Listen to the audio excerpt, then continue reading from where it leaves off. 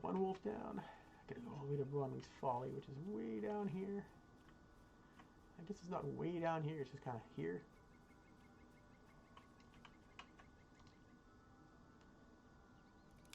Give me some King's Foil over here.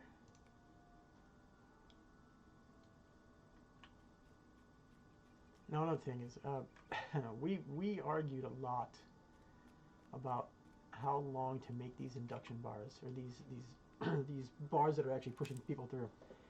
Hey, thanks for joining, folks. So I remember when we were actually talking about this, there was a bunch of these bars that the induction bars that we had actually started to put together, and some of us really wanted to be long to show that it was, you know, the process of actually making sure you didn't harm the plant, or you didn't, you know, break the pieces that you were picking up off the ground, or whatever it was that you were doing. But thankfully, like, we were able to argue through a lot of these things, and we made, you know, we made the better choices. We didn't always make the right choices. Some of the induction bars and collection bars were a lot longer than they probably should have been. This one being, what, is about maybe 3 to 4 seconds. Probably isn't that bad, but we probably could have cut it down to 1 or 2, and it still would have been enough to show that you were being mindful of how you're picking the plant, and not damaging what you needed to actually collect. Still, you know, it's one of those things where you do what you need to make sure that you get things out, and we were trying to make it as realistic as possible. Take out this poor wolf once.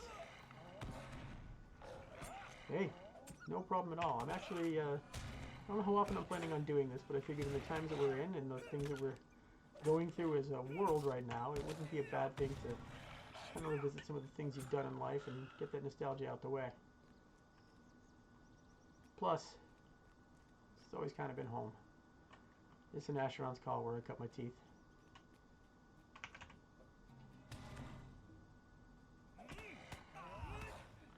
But yeah, whenever I actually do stream or actually put these up, this will be a case where I will, you know, just any questions that are asked inside a chat, provided they're not like horribly personal. I'm not going to have any issue with answering. I don't work for Standing Stone, as I've said. I don't have any affiliation with them other than I know a lot of the guys that are still there, a lot of the folks that are still working on the game. I appreciate everything that they've been able to do, because I, for one, did not want to see this game die ever. It was bad enough that we had to watch one of the things we created go away.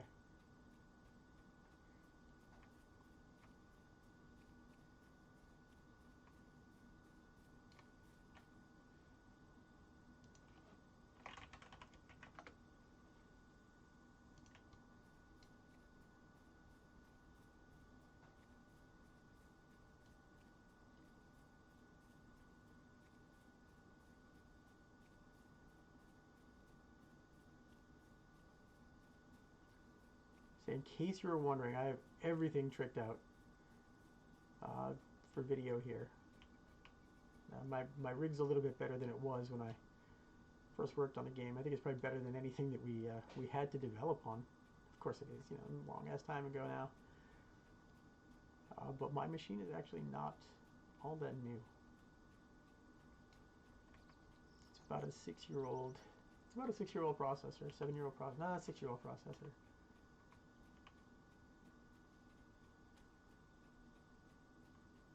Oh, hello, Akamia. Or Akamilla. Whatever your name is. Did I go to the wrong spot? Oh, of course I did. Damn it all. See, I didn't build this area. So I didn't remember that I had to go back to the top of Bronwyn's Folly in order to kill the wolf guy. Damn it. All that time wasted. All that time wasted.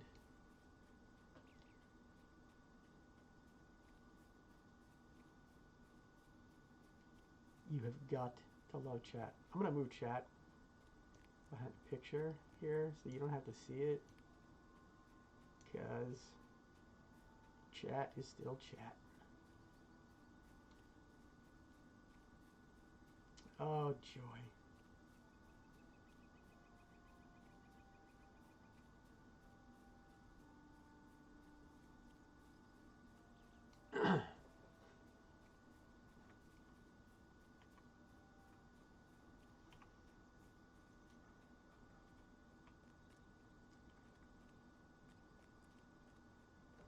Bronwyn's Folly back to the top.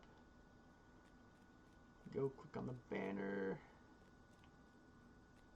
Wait for the dude to roll in. Jack him up. Steal his loot. Head back to Calder Cobb and understand that there's something about that guy. Super sketchy.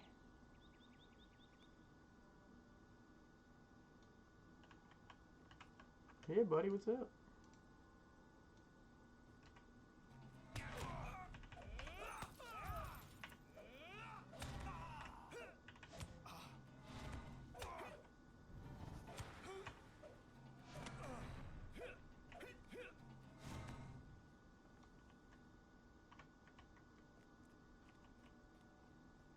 Alright, now we can run back to Calder Cobb. Turn that in. Then go back to Captain Brackenbrook. Oh, I should get there was a jump there. Broken ankles are not fun.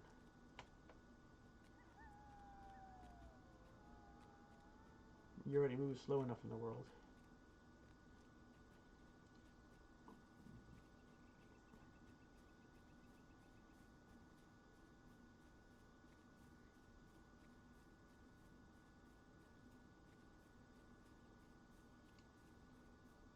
Back down to the two of us.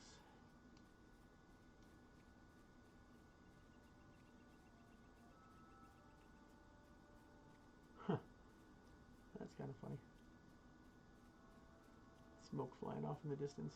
Completely disjointed from anything as you're running up the hill. That was kind of interesting. A weakling like you defeated the Wolf Master? Impossible.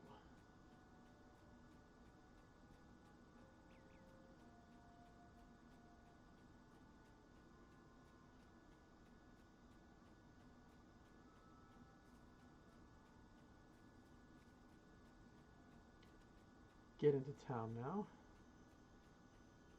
Talk to Strider again. And then, if I remember right, we do the whole Otto dance. Go talk to Otto, go talk to the prisoner. Prisoner gives up Calder. We believe the prisoner because why not? Gotta love it. Calder Cobb is a traitor. Danger has Thank found you you for the earlier than I potions. predicted. I cannot decide which is more dangerous right now. Calder Cobb's treachery or the ignorance of Captain Brackenbrook. Of course. We deal with this.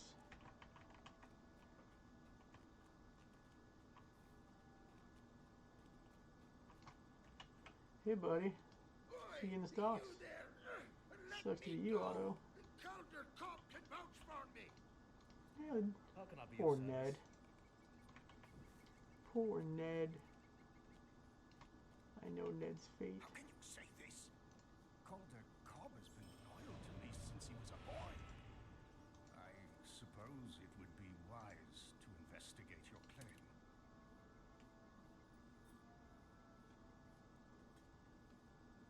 I didn't get anything. Oh, yeah, that's right. I'll get it next. Now we need to talk to Kellandine. She's going to tell us to get some mushrooms, and he's all about Hey, killing you there. boars because he I'm wants food. And again, this was all like stuff that we put in specifically to make sure that you were going to tick the levels that you needed to tick while you're moving through here by the time you got to the new area. Skipping over this, I mean, it didn't really impact you all that much. But yeah, the overall goal was to try to make sure that as you were moving through the world, you were getting to the level band that you needed to be at the same time that you were moving into the new zones. Still can't believe I remember all this crap. Been away from it for so damn long.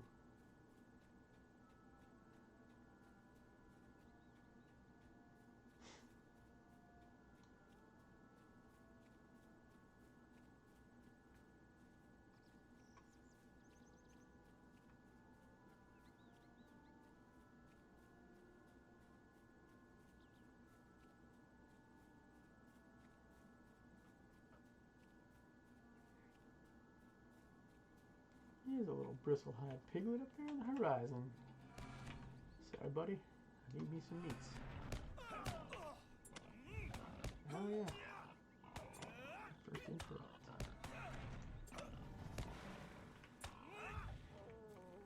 It's a really good finisher, if I remember right. Early on, it's kind of one of those things you can pick up.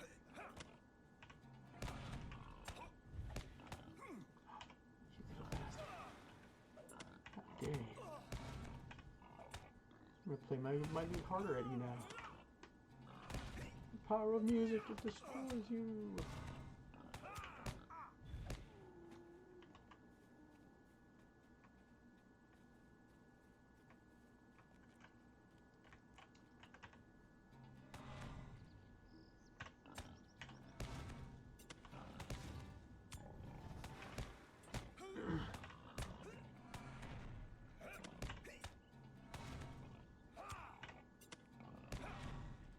God, I love Minstrel. Hated Minstrel when we launched. It was one of the most boring classes out there. I wanted to love it. Always preferred playing healers in games like this, or at least healers that have the option to do things other than just heal. But at the launch, I just remember how slow it was to level. I tapped my Minstrel, but it took forever. My Captain, on the other hand, is much faster. Captain definitely plays closer to like what a true Paladin is. And Guardian was my third class that I really focused on. And that went pretty quickly too. Blueberries, that's what she wants. Not mushrooms, she gives mushrooms, that's right. Gotta watch out for these black-rolled brigands though, they're everywhere. Oh, bastards.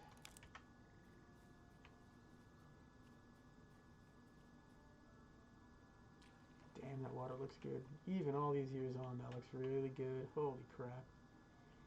Man, our engine really had the ability to do an awful lot of great things. Still does. I know nobody probably focuses on it anymore in our engine team. Man, they were good. They were damn good. Don't know where they've all moved to. I know some of the guys that were much higher up ended up moving over to Unreal.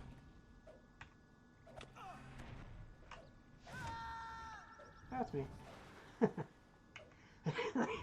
That's funny. Did I play a lot of outside of dev?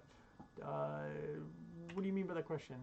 Like, just did I play other games? Did I play beyond just when I was working? Or I played pretty religiously every night when I was working on the game. I focused mostly on. I really shouldn't say I focused mostly on monster play. I was more of a monster player than anything else. I also like to play through a lot of the content that I built to see if I could break it in live terms, because it was very different to be able to play test in a controlled environment than it was to unleash it to the world. Once you unleashed it to the world, there were so many people hammering on your content that were just trying to destroy everything that you had built, and they were a hell of a lot more successful at destroying it than you ever could have been at catching everything that they were going to do. I don't know if that answers your question. You can always rephrase.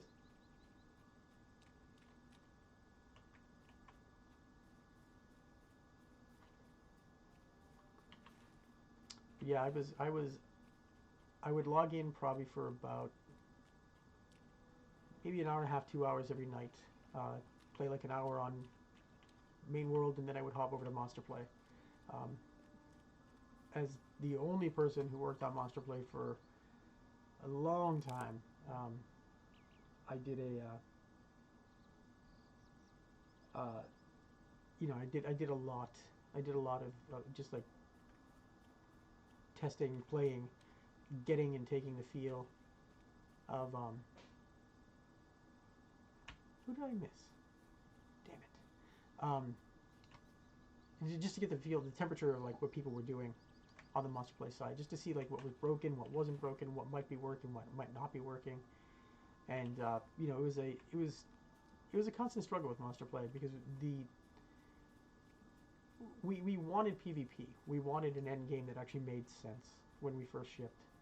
We wanted to do something that was replayable and had an advancement system that was viable, but we weren't allowed to have hobbits stabbing hobbits. It just wasn't in the lore, so it was one of the things that we were unable to achieve.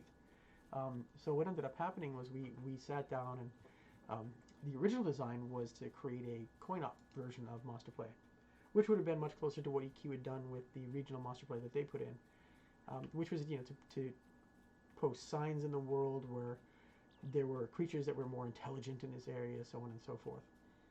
That didn't make a lot of sense to all of us when we were sat down and started thinking about it, because it was very short-lived. It was you get killed, you're done. You know, you had to buy back into the system. It wasn't like a pay system, but it was you had to buy back into the system after you'd spent time out there. And if you know, we figured one of two things was going to end up happening. You were going to go into the world, and you were going to find absolutely nobody going into those areas because they didn't want to deal with it in the first place. Or you were going to go in the world and you were just going to get ganked because there were so many people that were there just looking to grief those people who were going in as monster players. So we worked. I was a very small team. I think it was 3 of us initially who sat down and started working on the whole monster play initiative, and we pushed really hard to turn it into you know, a very short cycle, I shouldn't say short cycle, a very short advancement scheme that required you to hit a certain level before you did it.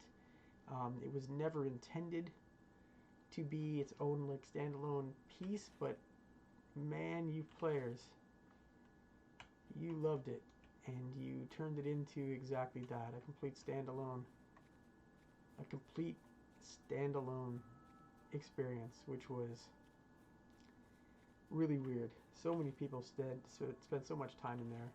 When we started to see the data pour in on how many people, were spending in Monster Play, it was amazing. And we just didn't have resources to really throw at it. And I remember that, you know, it was one of the objectives and one of the main things that I did was focus on that for a very long time. I loved it. It was so much fun to work on Monster Play. It was a pain, but it was a lot of fun too.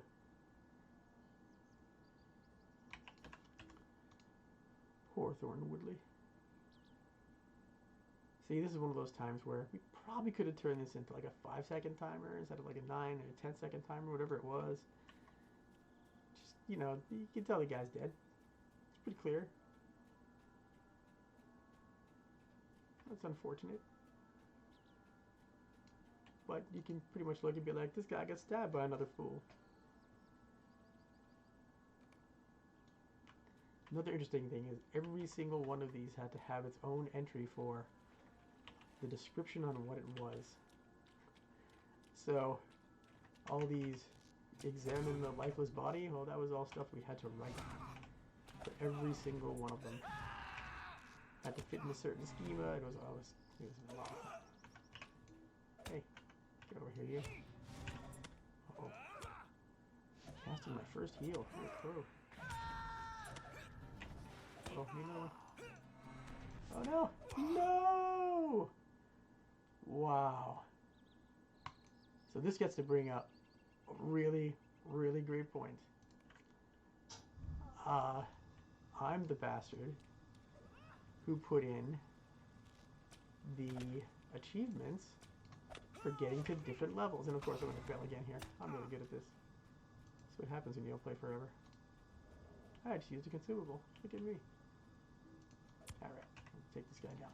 So yeah, I remember sitting with the then lead systems designer, Zarafel, who said, are you sure this is something we really want to do? And I said, I think it'd be great. I think it'd make people aspire to become, you know, better at the game and not ever want to die.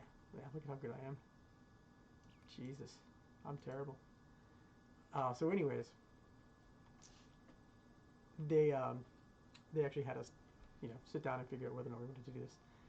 So we did. We put that in. And I think it was I originally pushed for the full gamut all the way up to the top end, but we get it fought down to level 20. When did I leave? I was part of the layoff that happened, I think, back in October of, let's see, what's it now? 2020, so 2014. Yeah, we were working on Infinite Crisis at the time, which is no longer alive. But yeah, it was after we were bought out by Warner Brothers. And yeah, it sucked, but you know,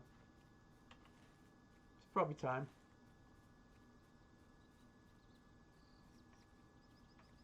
Certainly miss it.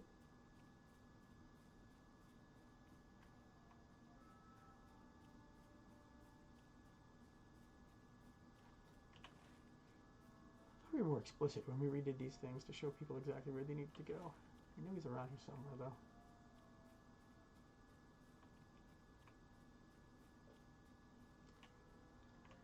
Welcome to the stream, anybody who joined. Just type in chat anything you want to talk about. Let me know. Any questions you might have about the game from ages and ages ago. I can probably answer questions. I can certainly go over features that we wanted to put in that we never got in. Some of them would probably blow your minds.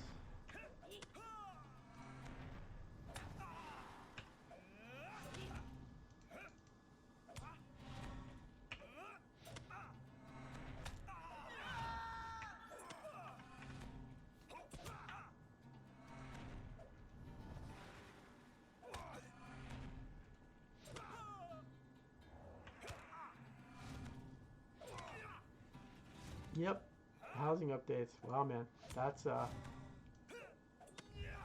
pretty impressive. I didn't realize you were Turby. Wait.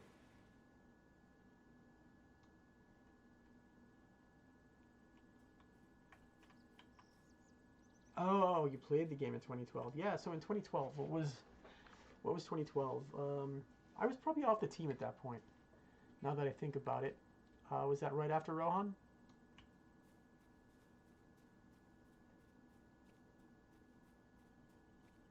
Right around Rohan?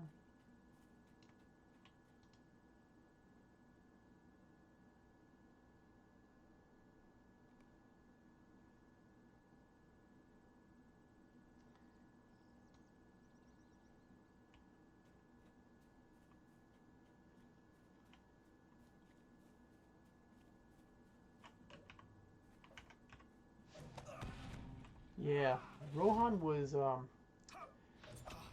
an interesting release. I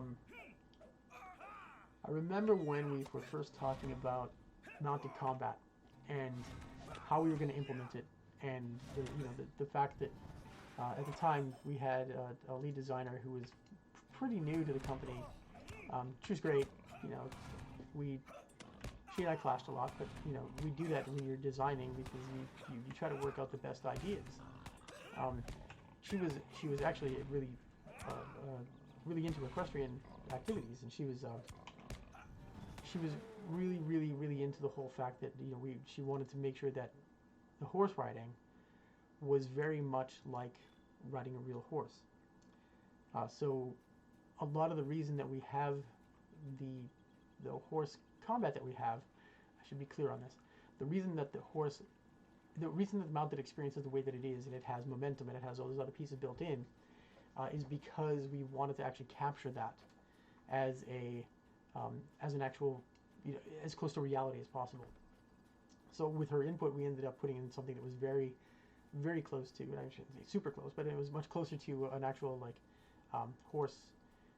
true horsemanship. And the other thing that we did, or the other thing we didn't account for, interestingly enough, was the number of folks who were on the team at the time. And we were basically banking on one person to do all of the implementation for the mounted aspect of things, so actually getting the horse riding in.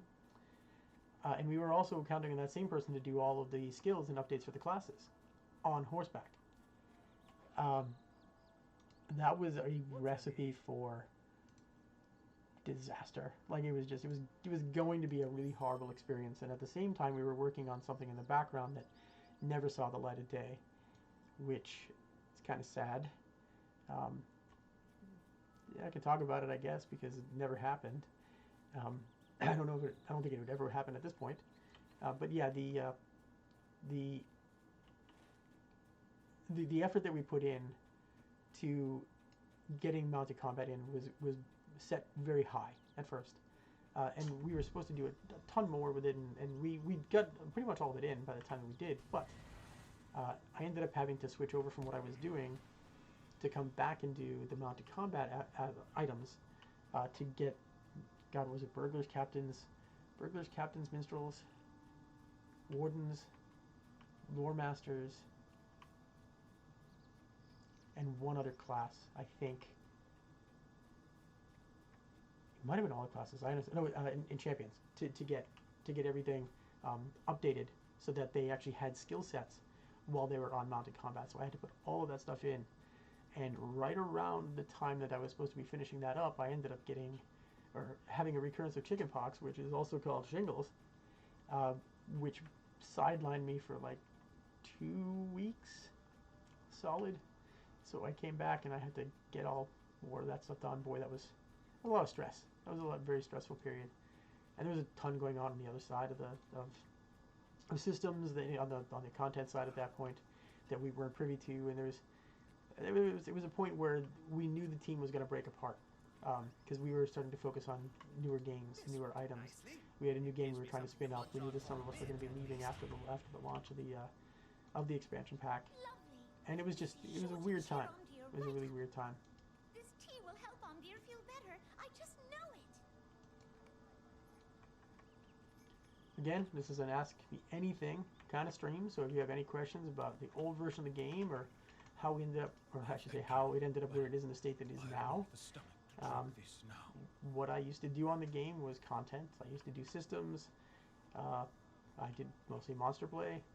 I was one of the 2 folks who did the massive conversion from the pay-to-play, I shouldn't say pay-to-play, the original version of the game, which was you bought it and you subscribed to it, the subscription-based version of the game, over to the free-to-play version of the game. And I'm just willing to pretty much chat about anything.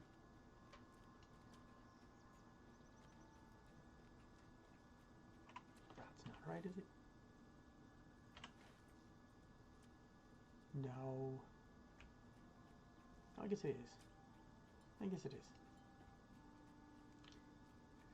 So the free-to-play transition was interesting. DDO had already gone through a similar change. DDO was a very, very different game. DDO was built around the fact that you went into instance dungeons. It wasn't an open world. It was very easy to sequester off the different pieces and hide them behind pay gates, or to build in like an understanding of how. I shouldn't say an understanding. It was very easy to build in the points where you would actually want people to actually to go through transactions or to have transactions. When we sat down, it was my buddy and I. From the systems team. I was actually content at the time. This was before the transition.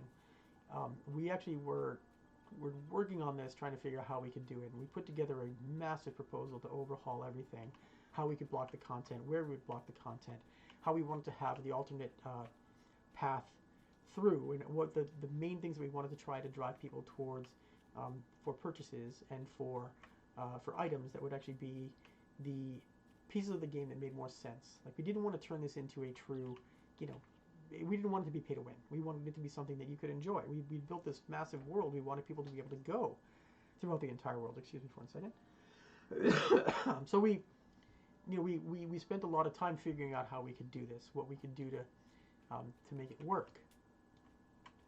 And it became apparent to us that this was going to be a much more difficult effort when we actually sat down and started talking to the leadership that was put in place to look at things. They wanted to put really hard gates in. They wanted to cap level at 20. They didn't want to open anything up. And it turned out being a really long discussion that took us an extra month or 2 to really work through before we had our final understanding and transition plan.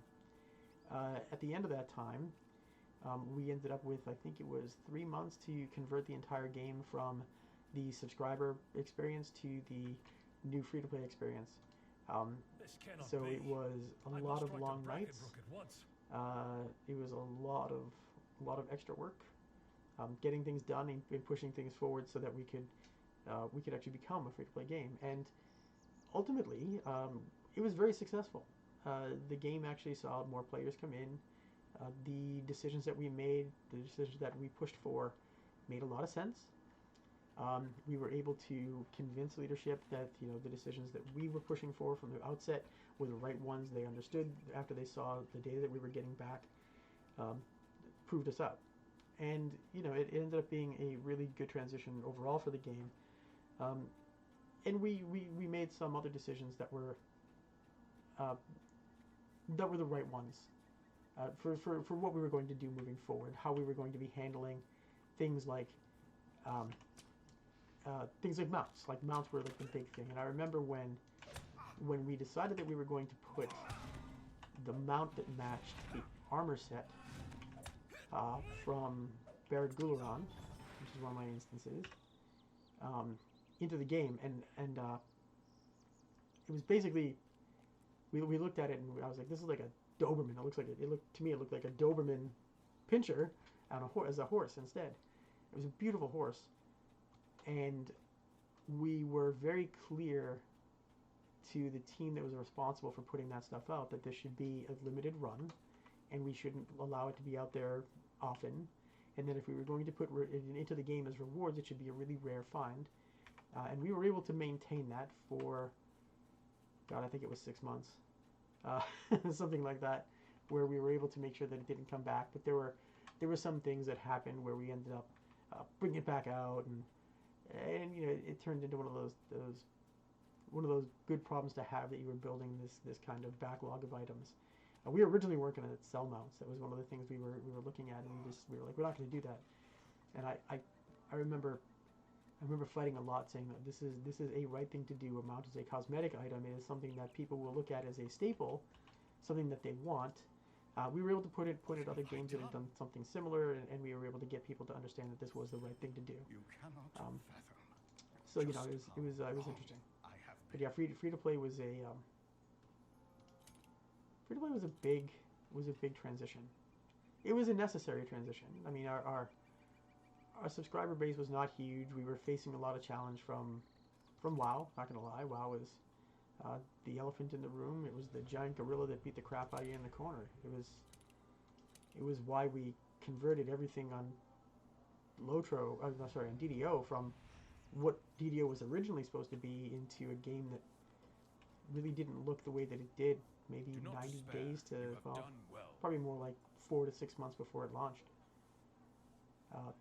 Yeah, those were very weird years. Very weird years.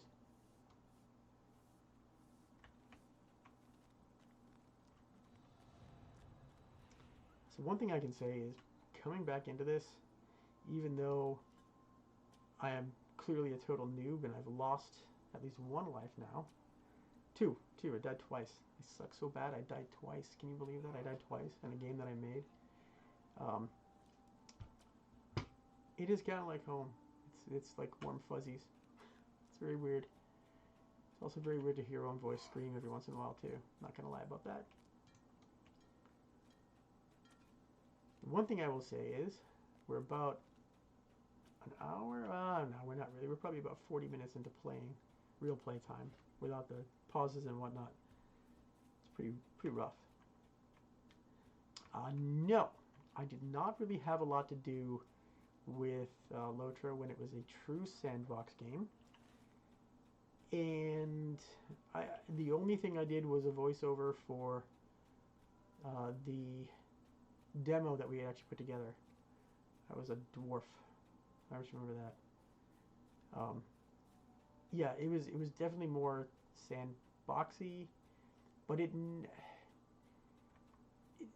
never really got out of the infancy. It never really got out of the infancy. It was proving very difficult to marry all of that together.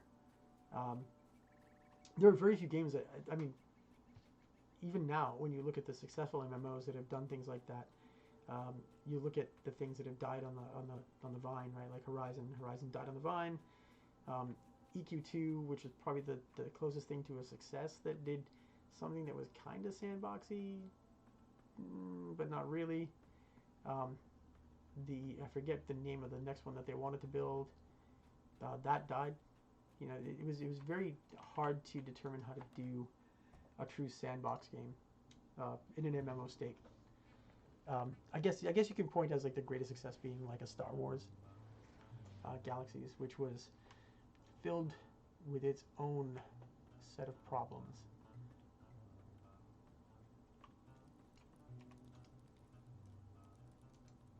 I presume you're here to bring me ill news from town. Calder Cobb has shown his true colors at last. Again, if anybody watching, there's only a few of you, but if anybody watching has any questions at all, even about like the industry, what it was like when I was in it, those I still know, anything, just let me know. I'll answer anything I can.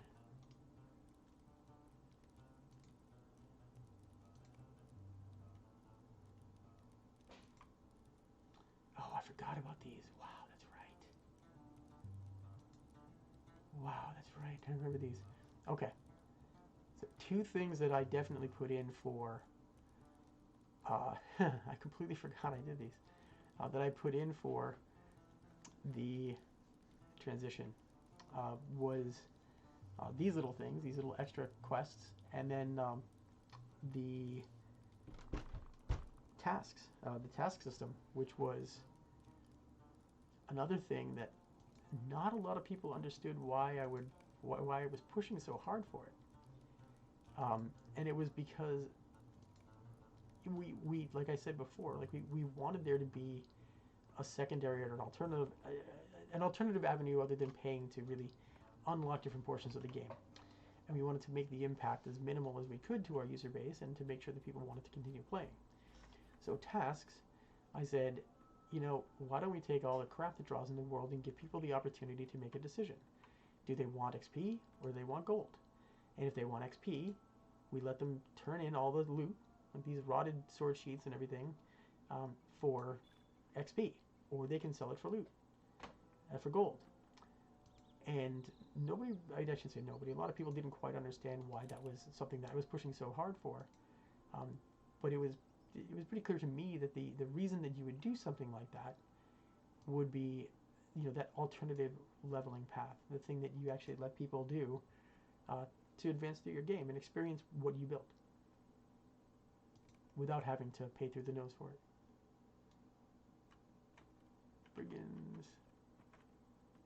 Alright. I thought there was a Marshfly quest around here too. Did I miss something? Probably didn't. Probably just old. No, Atlee, you're going to give me something later, I know that. Alright, I guess I do need to go over here first. That makes sense.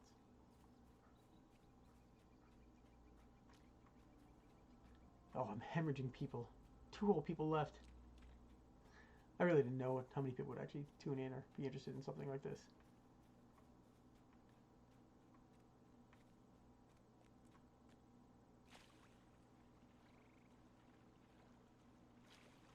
It's another thing, swimming. We made the decision not to let people swim down. Only swim across. That was interesting. It wasn't really a big fight. We knew we would never really have underwater content.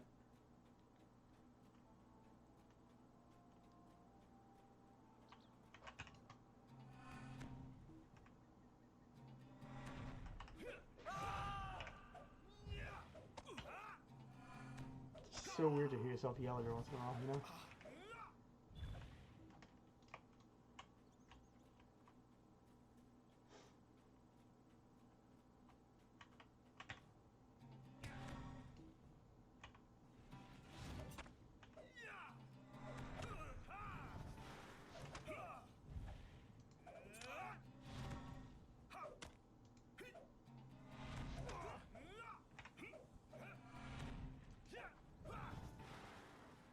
Oh yeah, it didn't go well. I mean, we all know how that went. Like it's, I mean, the first game that really tried to do it was a game that I played religiously. Like I played the crap out of Dark Age of Camelot. I loved it. If you have ever done Monster Play, you should be able to feel some of the things that I aped from there because it was, to me, one of the best PvP games that was ever made. Just because it gave you that feeling when you stepped into it that you were on one side of the battle or the other. That was like my favorite thing about that was that you felt like you were really part of either, you know, the Albion side or the North side or even the Irish side. It was I had so much fun in that game. But yeah, even their underwater content was terrible. It was just slow and monotonous and felt like you were moving in molasses, and it was not one of those things that anybody really enjoyed, and everybody walks away from over time because it's not feasible unless you have the same kind of mechanics. And one of the things that you kind of do when you're building out an experience like that is you set the compromise almost immediately that it's gonna be slower. It's gonna be slower, and that was we also knew that one, you don't really do anything with water unless you're doing something at the fjord, or if you're like having somebody drown in Lotro, because there wasn't a lot of water experience, right? It was just not part of the world itself.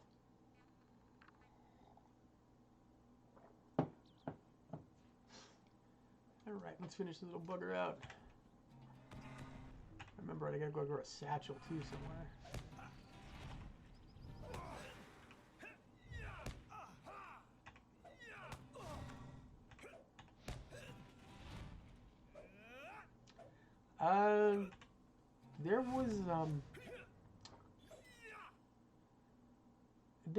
There was a thought at one point that we wouldn't put like player controlled boats, that we would have like some kind of boat portion in the game, and it was based around you know, just moments in the books, primarily, you know, the barrel rides,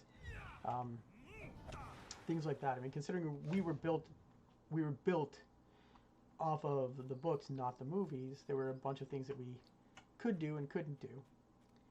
But you know, we erred on the side of caution and a lot of those different things. But I think when we went north and introduced the Northlands, which names are escaping me right now. If only I have a way to look and view what they are. Foreshell. Yeah, I was going to say Foreshell. Wow, brain death. When we were working on Foreshell, it was one of the things we thought about. We talked about a little bit, like if we wanted to introduce boats. And it just was not in the cards. It just wasn't in the cards. We just didn't have the time to do it. Again, anyone has any questions, feel free to ask. Doesn't matter what it's about. Doesn't matter how long you played. Well, thank you, Jacoby, for asking a bunch of questions. Keep me company here. It's great.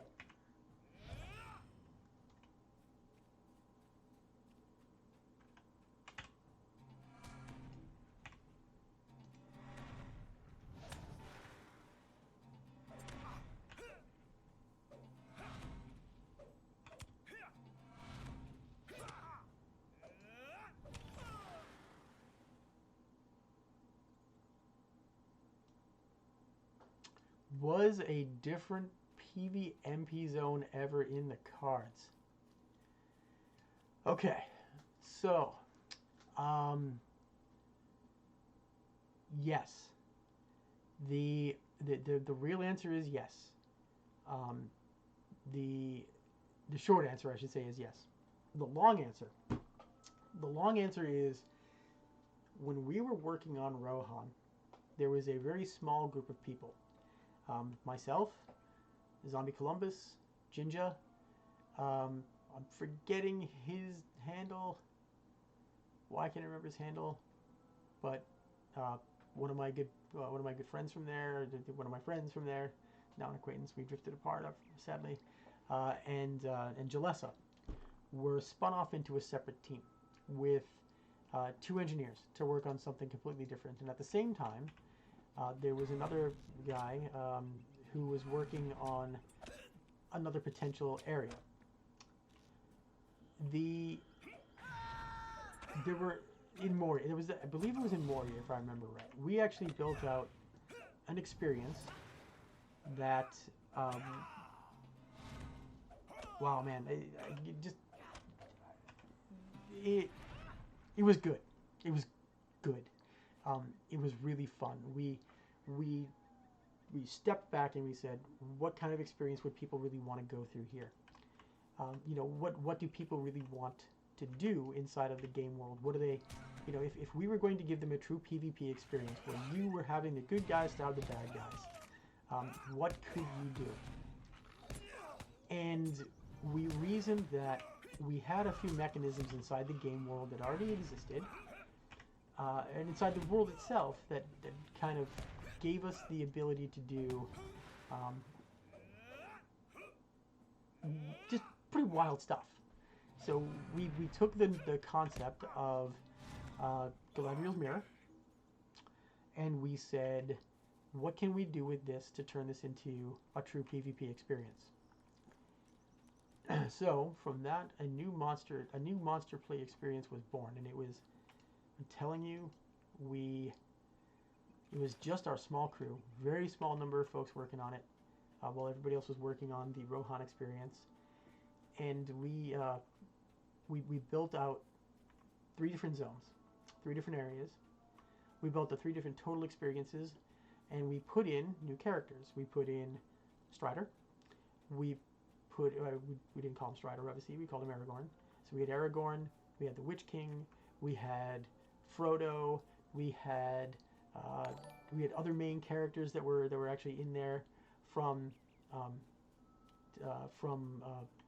the books, from the characters that we had introduced, and we gave them all new unique skills. They were, short cycle play. It was like capture the flag style things. It was faster combat experience. We had actually figured out a way how to speed up combat.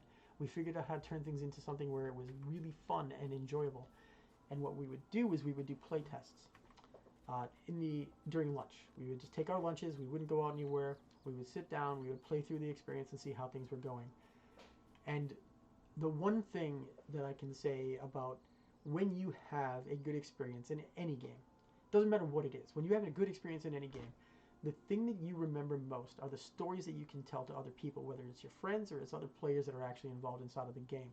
When you enjoy it, you love telling people about the experience.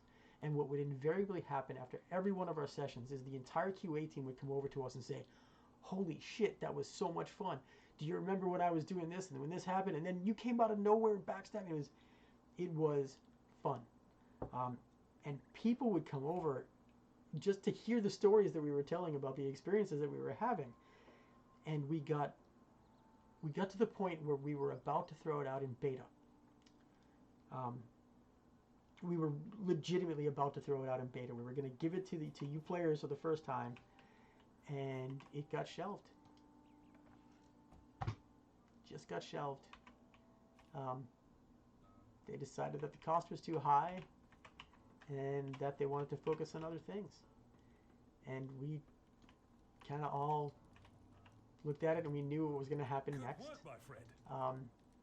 That was right around the time when the original team, or majority of the original team, a lot of us had kind of splintered off already and moved on to what was supposed to be a console version of the game that never happened, to a new experience that we actually had, which the console version of the game actually morphed and turned into Infinite Crisis over time. And so a lot of us had left to there, and what ended up happening was after they decided to kill this, they started up a new game, and a lot of us got spun over there.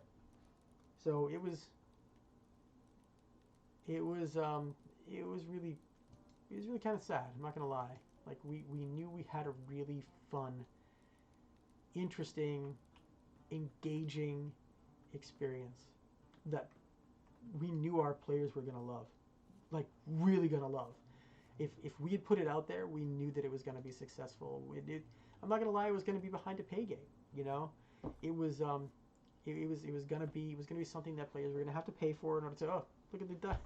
Like, I love these things.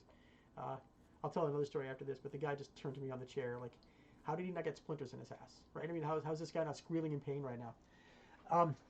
But yeah, it was one of those things where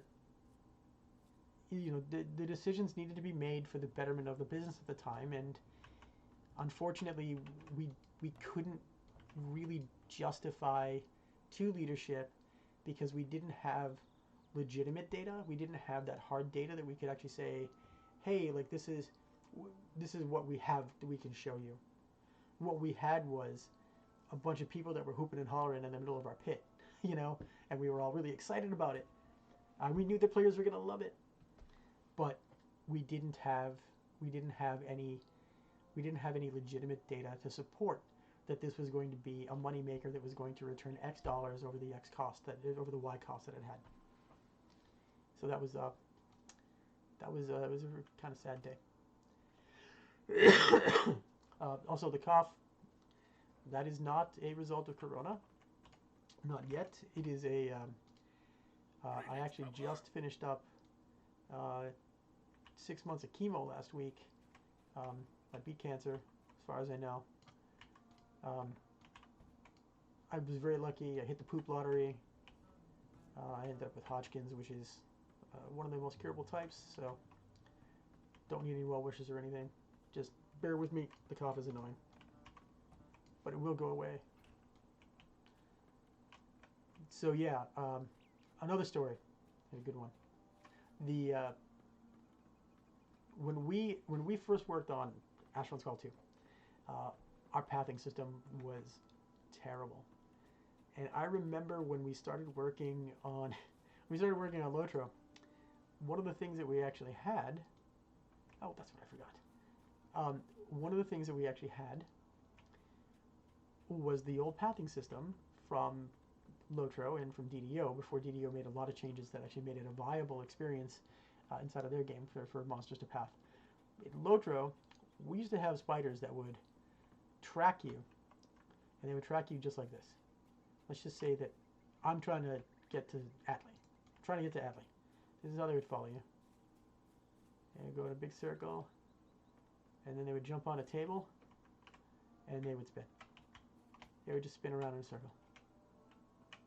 They would just spin forever. It was fantastic. And this was a bug for, oh god, 3-4 months. It was pretty bad. It was really bad. We couldn't, it was like, testing was almost impossible. Just outside of Combe was just a shit show. It was so funny.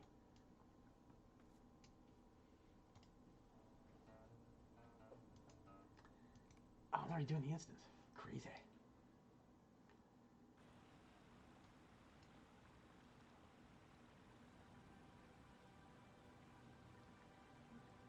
I don't remember this at all. Listen Interesting. to my words. Hey Galadriel, in your mirror, I was just talking about you. I didn't even remember this was here. The lady That's of the hysterical. Golden Wood. Do not be afraid, my friend. Your people are short-lived, but the fate of Middle-earth is yours to command. I will not long disturb your sleep. I can visit you in dreams for only a short time. I have looked into my mirror and seen much that worries me. Let me show you. There's definitely a sense of irony here that I was just talking about that experience, and now this is popping up because I do not remember this being in the game at all. Hey, serendipity, right?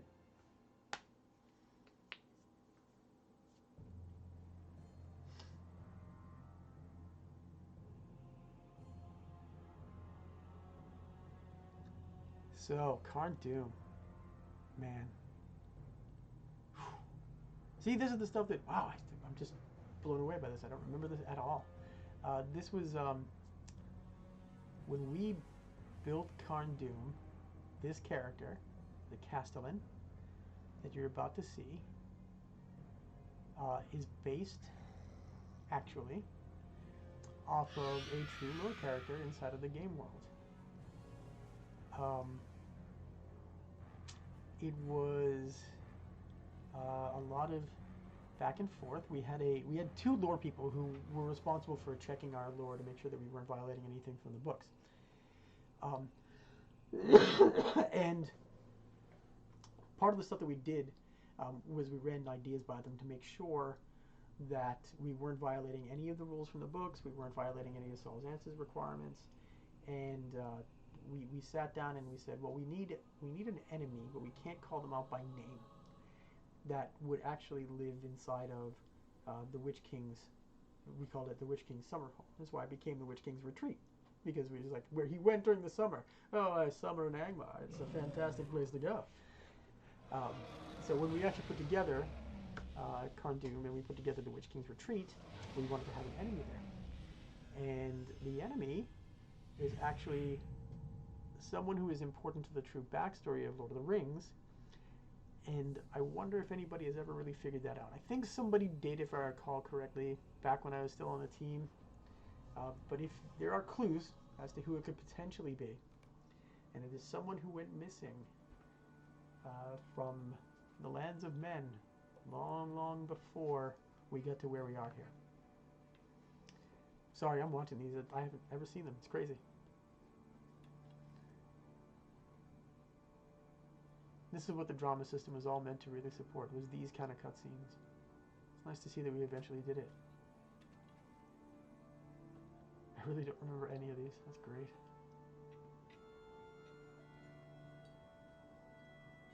God, you know, I look back at the art that we had in this game, and it really is beautiful.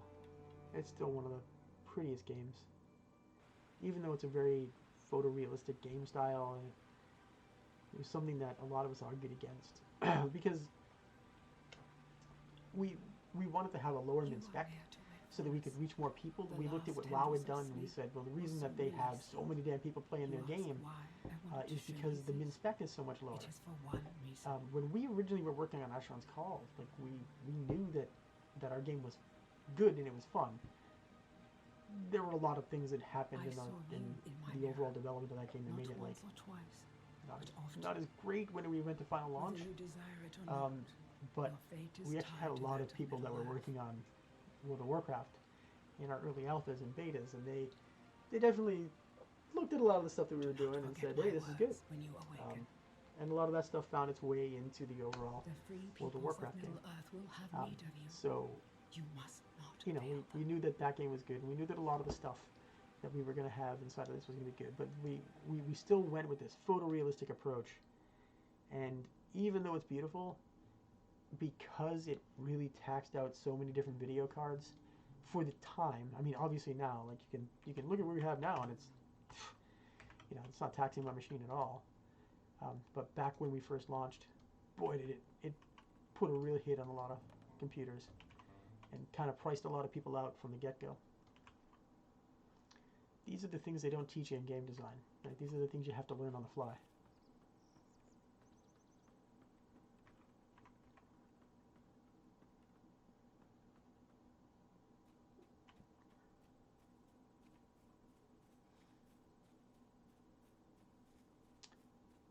Any other questions? Anything else you want to know? There's a dude hanging behind me, isn't there? I can sense it. There it is, my perfect ballad. My perfect ballad. My middle path.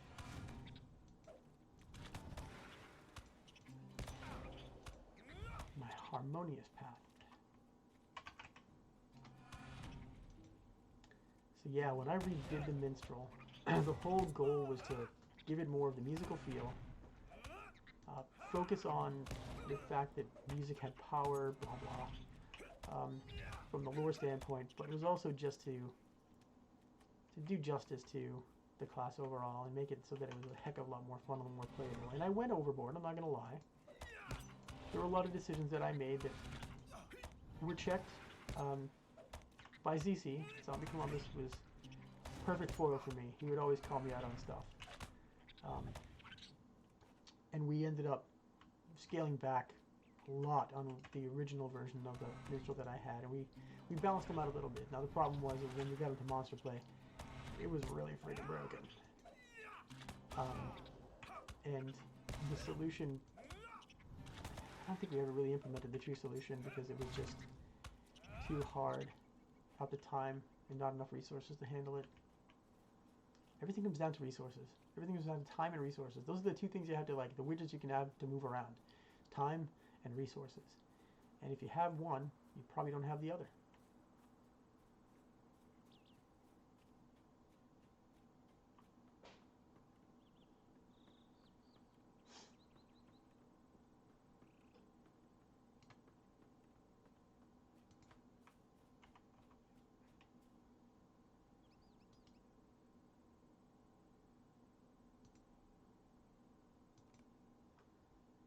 Okay, so that's new.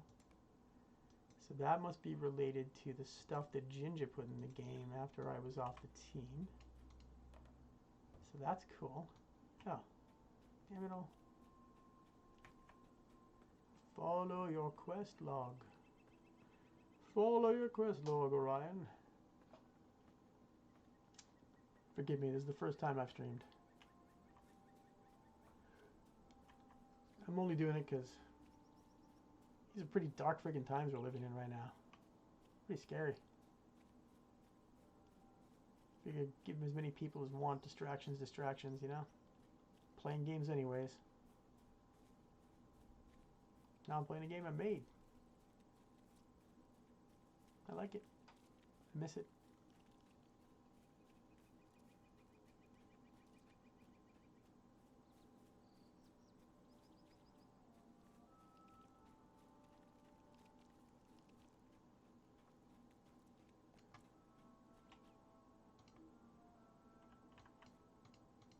Facing. We should have done auto turning, auto turn, auto facing.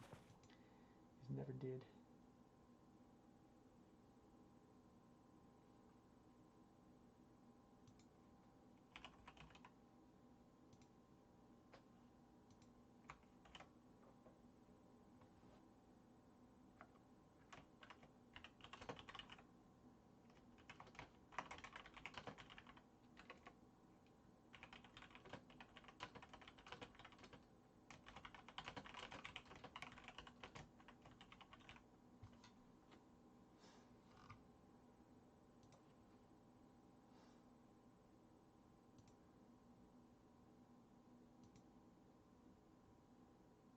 Sorry, distracted for a minute.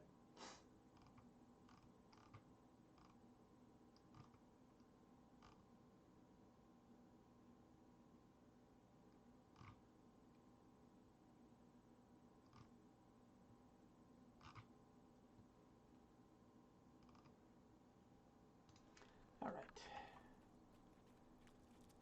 Back to John Brackenbrook.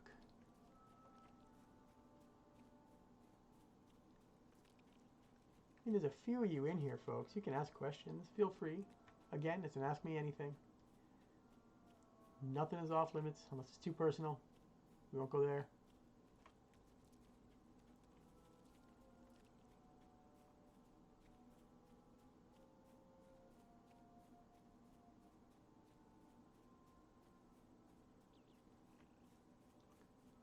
The meaning of life is 42.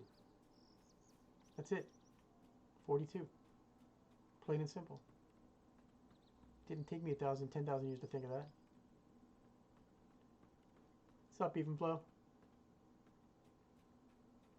Good question, Mangar.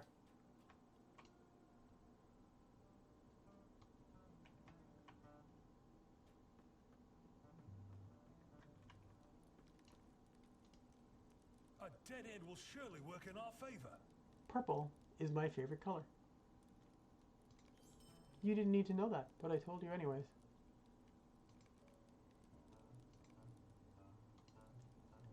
Ah, yes. The game we played in the 90s? You mean Asheron's... No, in... John Bracken You talking about... have reached the outskirts Which one? of Archie UO? and find it already ablaze. A desperate struggle to save their business is about to begin. I worked on content, Right in time. and I worked on systems, and I worked on monster play. I think I contributed somewhere around 1,000 quests to the initial launch of the game, and the supporting We updates. must save Ned. And I was the primary developer on Monster Play for about 3 years by my lonesome. And I ended up revising classes in the last couple of years that I was on the team. Good question, Megar. So the game back in the 90s. Oh, we did? Alright. So... I don't even know who that is. I know a lot of people from high school. Yes, I remember a lot of people from high school. Ned. Poor Ned Pruner.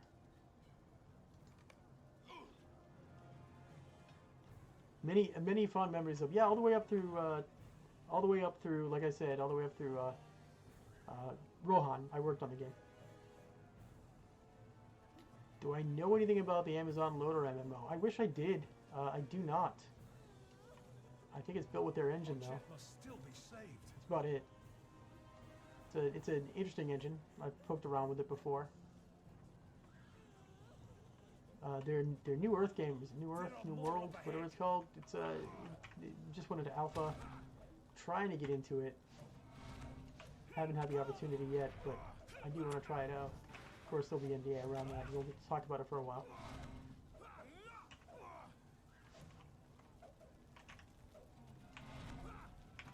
J.E.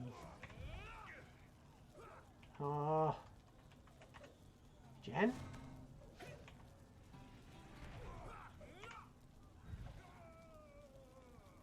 See, now I'm gonna rack my brain all night. I'm gonna go to Facebook and look to see who you are. We must find my father before okay, it's too late.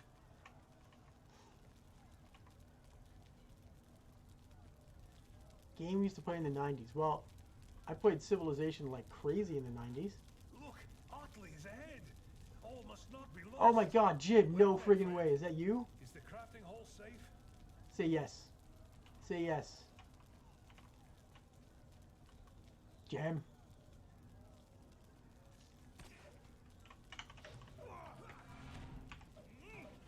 Come on. Because if it's you, then I was over your house like almost every friggin' day, either playing Axis and Allies or we were playing, God, what the hell was it? The hockey game.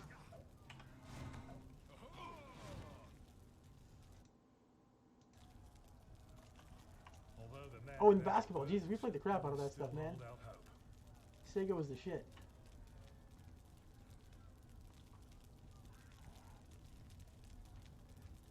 So no, I don't know anything about the Amazon Loader MMO. Father, I knew you would survive.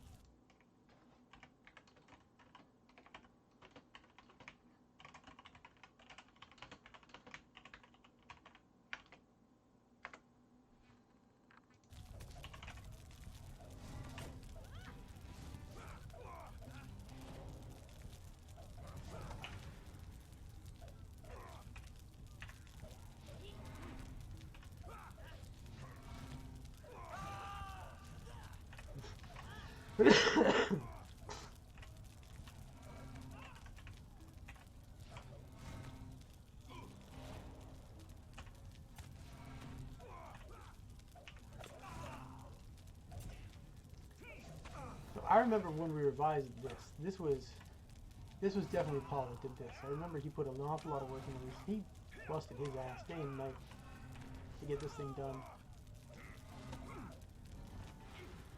Big change from our initial version of the overall experience. No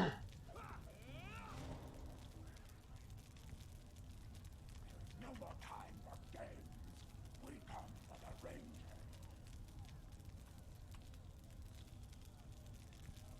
Oh, come on, there's got to be more questions out there. Like I said, anything. Feel free.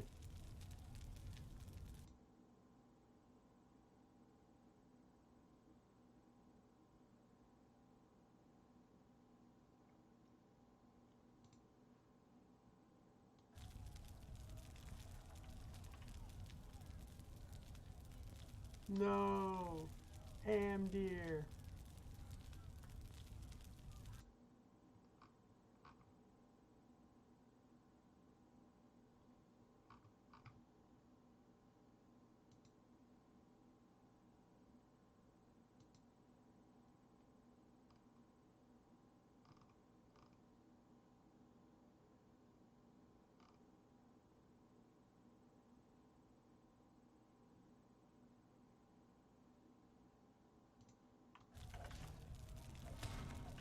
Hey Calder, what's up? I knew you were a bad man. How come you're not facing me? Oh, because we built more aggro than John. Yeah, I see.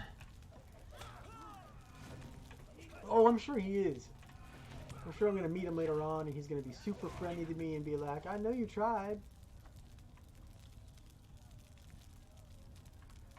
Misa thinking Amy's going to die. Misery has befallen us. trust no one. With the Black Wolves' attack foiled, the people of Archet have begun to rebuild. Yet not all hurts are so easy. Look at all those mended. coffins. Poor The Archet. fate of the Ranger Amdia remains Won't uncertain anybody think and of the may Archet? have dire consequences for Breland. But hope remains that he may yet be saved.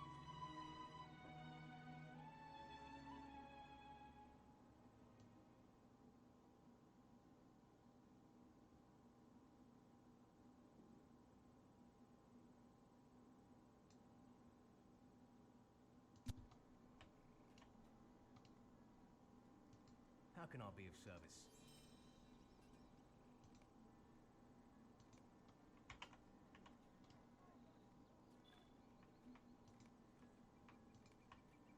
Could I speak with you a moment?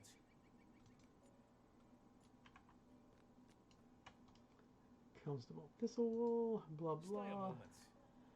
Now I can do a bunch of these quests where I can go right into Comb. Might as well do a few things around here. Come and stay a moment. Probably close things down in another 45 minutes or so. We'll see. Not really tired. Still drinking some coffee. I am a night owl. I've always been a night owl. I do not sleep. It's actually one of the worst things about me is I really am not a sleeper. I probably get like 3 to 5 hours a night.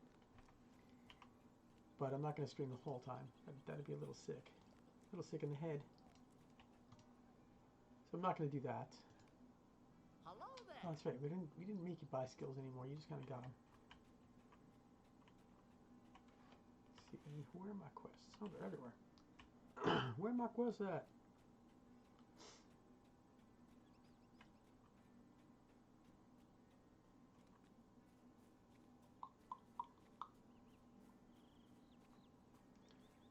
Come on, there's got to be more questions out there. Nothing? No interest? Oh, Dirk. Poor Dirk. I gotta throw some dirt on you, dude. Sorry, buddy. You have no idea how hard it was to do that kind of stuff.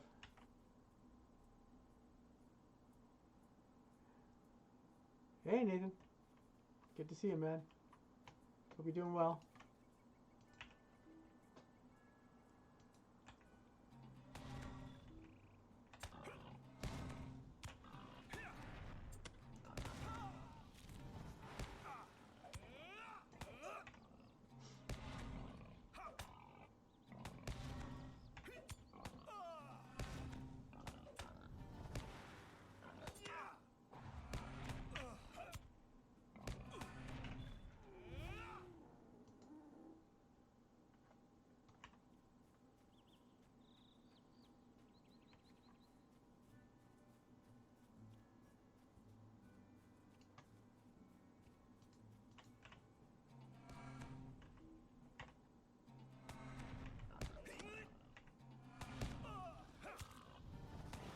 Again? Yeah, it's kind of an interesting experience. I've never done it, so kind of wanted to see what it was like. Especially now, we're all sequestered in our homes, not able to leave, not knowing how long this is going to last. Figured, why not, right? Especially being able to maybe help out a company that I still kind of like, with a bunch of people who I still know working there.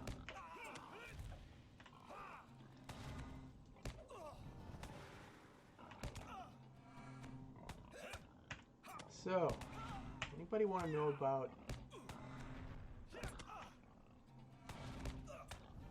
housing?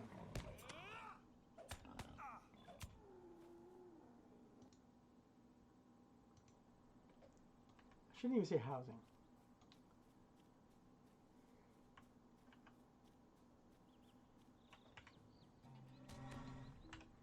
Yeah, it is good to do little things right now to stay connected, man. These aren't the best of times.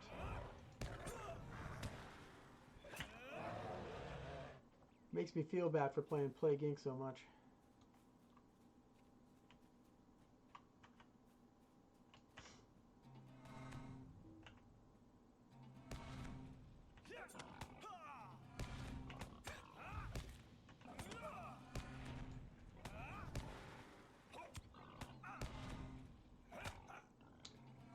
here's another little thing that was about Monster Play and something that we had talked about.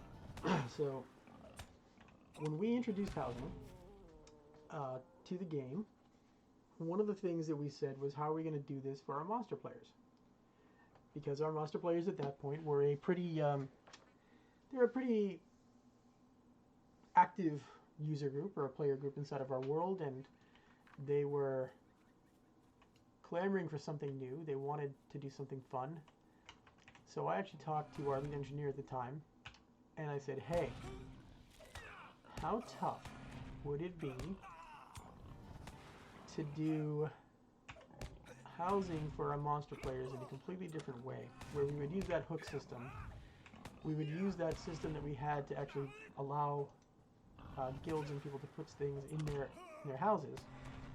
How difficult would it be to turn that into something where we could build dungeons for monster players and allow a monster player to have a cave that they could turn into a dungeon for players to go into? Something that they would be able to you know, build out, populate with their own enemies, turn into a dungeon, and then build it into an actual system where they could level up. Put them out there for people to go into, and every time they killed a player, they'd build their loot stash. And their loot stash would be filled with things that are actually in other people's inventories. It worked really well with our epic weapon system, or our legendary weapon system, I should say. There was coming. We were already starting to work on that at the time. Oh, dude, my chickens. Oh my god, that's hysterical. Alright. We got more stories there, too. Oh, I ate it because I wasn't even paying attention. That's awesome. At any rate, the idea behind my proposal for monster housing was pretty simple. It was monsters would be able to build a cave if they were a single monster. They would be able to populate it with one creature. The hook, or the special part about it, was that they would be able to go in, unlock it at certain times, and be able to go back in and defend it whenever there was players that were invading. So they would do the added aspect of, it's their territory, they can hop in and defend it at the same time that the bosses that they've actually placed inside of their dungeon are in the space too. So it would give them true PvP, and it would give them a housing system that they could advance in. And over time, I wanted to unlock it to even more, so they could actually build out small dungeons, and then eventually build out raids if they were in monster guilds, tribes, I should say. So that was another thing that we had put forward, and that turned into something that probably would not have taken as long as a lot of people thought. Just in like the early conversations, it appeared like it'd be pretty simple to really make that conversion and make it work. But it just wasn't something that people wanted to do. You know, it was just one of those things where another idea get to happen, but we just never implemented it.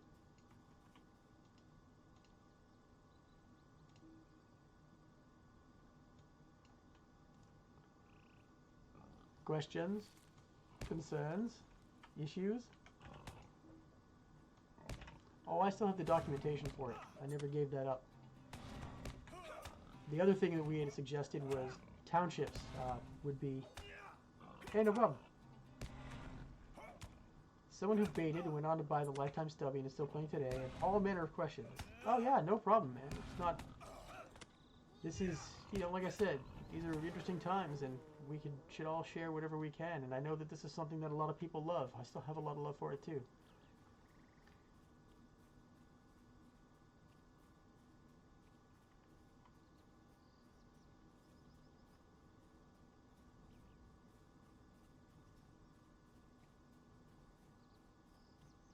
Nate over here.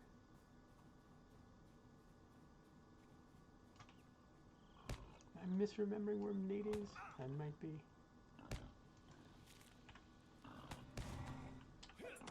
So feel free to ask away, Heineken Skywalker. Whatever I can explain, I shall.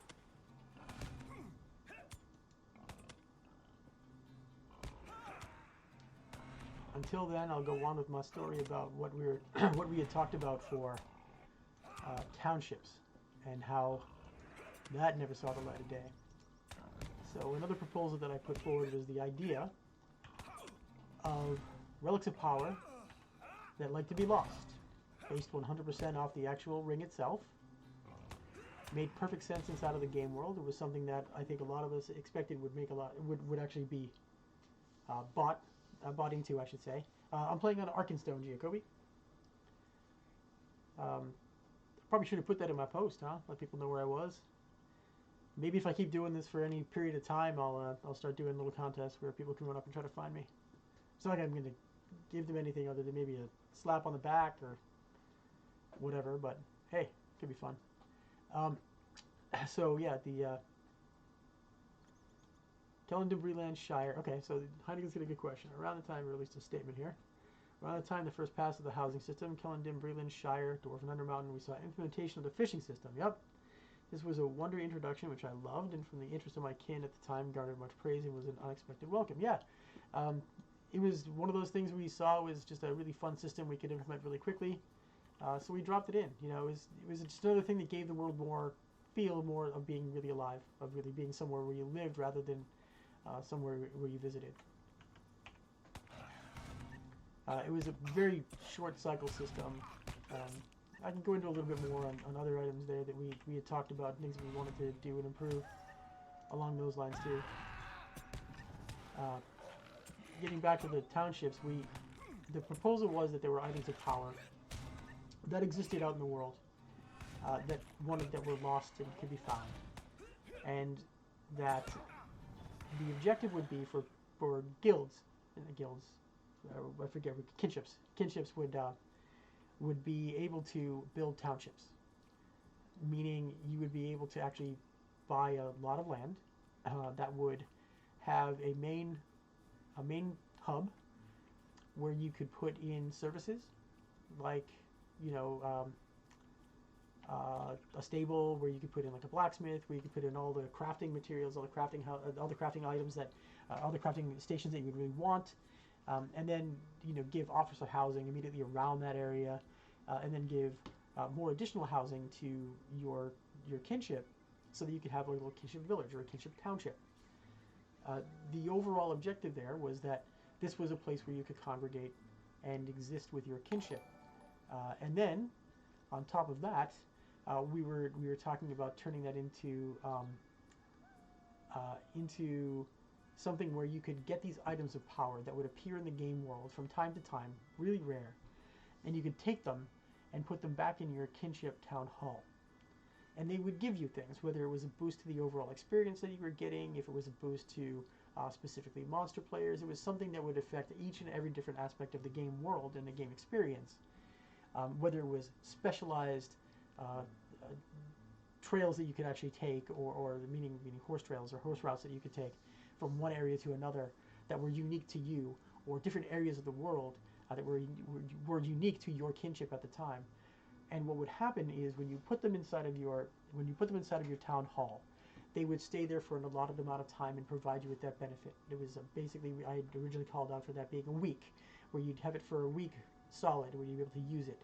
And then after that week, you would have to open up your town to a raid of monster players who would come in and try to steal that back from you. And it would be on a schedule that you as your kinship would make, but you had to do it within that 24-hour period in order to make sure that that item would go back into the world.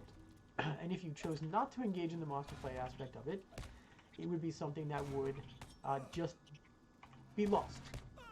One day you would go back into your township if you didn't want to actually do the raid, you didn't want to take part in that, and it would just be lost, like things of power and items of power inside of the world tended to do.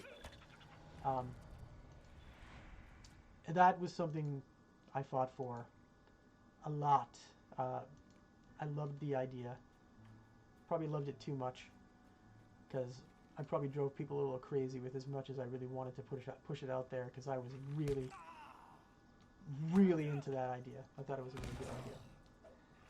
So anyways, getting to your question, Heineken. So, when it came to so much anticipation, My question at the time, that big hobby tab in our quest was so Spartan, and as a result, all of us on Mumble constantly guessed what was next. However, finally to this day, that hobby tab is still huge and bare. Yep. The hobby system never got the support that it was supposed to get. Hobbies were going to be little things. Fishing, etching. We had talked about, you know, turning it into going out into the world. And they were achievements. There were a bunch of achievements that already existed, like getting the stone rubbings that were out there inside of the world, visiting all the different locations. We were drawing heavily on the hobbies, if I recall correctly, and I wasn't super involved in this one, but if I remember right, a lot of this was based around the things that Tolkien himself really enjoyed doing. Visiting pubs, things of that nature, like drinking all the different drinks in the game X amount of times, just doing all sorts of little things like that, which was, you know, something that we had talked about and we really wanted to do, but never really pushed forward.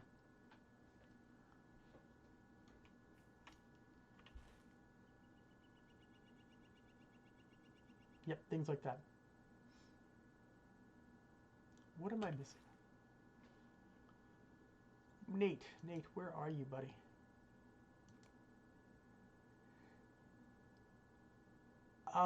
Fence running. So there were little fence running pieces that were put into the game. The other thing we talked about was golf. We actually wanted to put golf in the game since golf was supposedly, you know, created by the hobbits. You know, it was one of the things we had talked about. Like we could build golf courses. We actually, do you remember the soccer experience that we actually put in with the chicken ball? That was actually one of JHD's big things, was the chicken ball thing, and I remember when he got it working. Man, that was a really fun experience. That was one of the best things he did. That was like the precursor to doing something like the golf experience. We realized that we could actually take things and knock them around in physical directions. And it would have actually been that kind of thing where you would have had to line up your golf club with the golf ball, and for us it would have been a goblin head, that kind of thing. The problem, excuse me, the problem was pitching something like that to either Peggy or the rating system of, yeah, we're going to knock goblin heads around. Okay, it's a goblin number 1, but you're still talking about a severed head.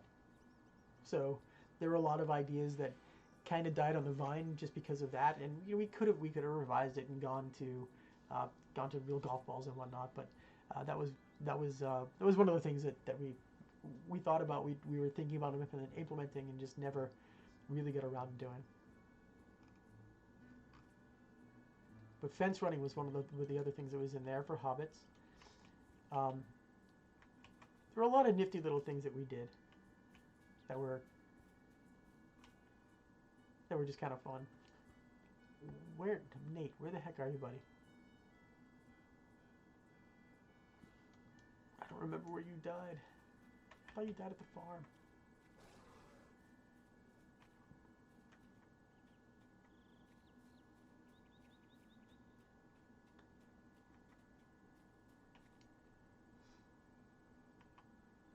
Was that possibly the precursor to the FF? The Flet Runner in Karaski. Oh yeah. Yes. 100%. We had talked about putting that in like everywhere in the Shire specifically, and anytime there was a fence, giving the hobbits a chance to run on things and giving people the chance to run on things. We talked about making some challenging fence runner things where you had to jump through the different locations, and part of it might have been that, you know, a lot of us started off, some of us started off way back when, you know, obviously, with platformers, you know.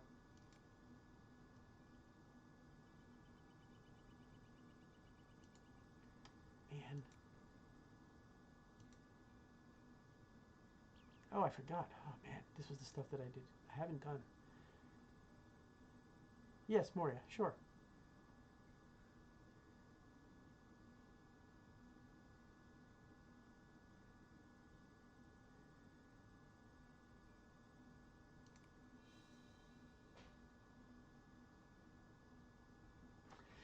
I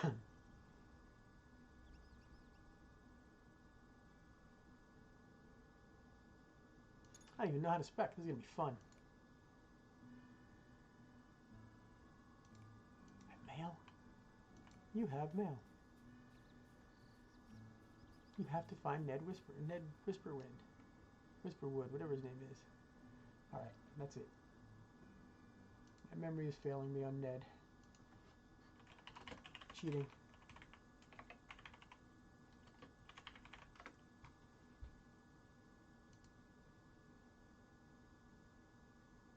Really? Is that far away?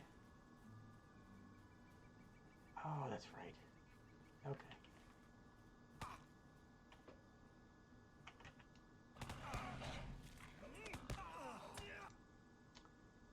That crazy hidden location above the 21st that many don't know about, myself included, for ages after so whose brilliant idea was that one? So, trying to remember, was that, there were a few Easter eggs that existed. Trying to remember if that was my friend Chris's or not. There were a few areas like that that were hidden throughout the world. There was one that was like a little hobbit that hung out all by himself and a little lonesome. I think that's up in Angmar. Why am I not healing faster? Heal faster. Heal faster. Heal more. Drink the potion. Thank you.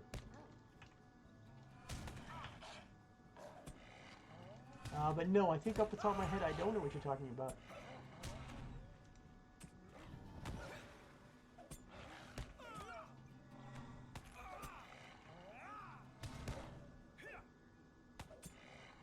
Yeah, take care, Nathan. Good to see you.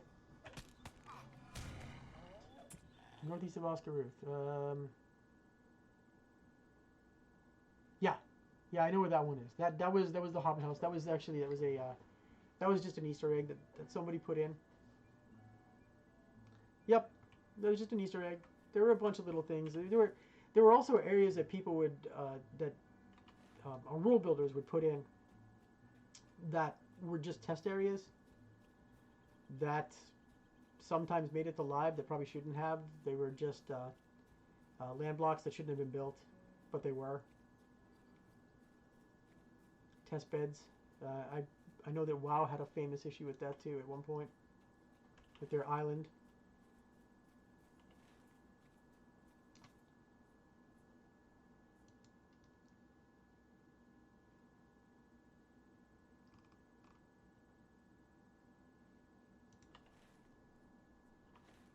That's right, he's all the way up there, God.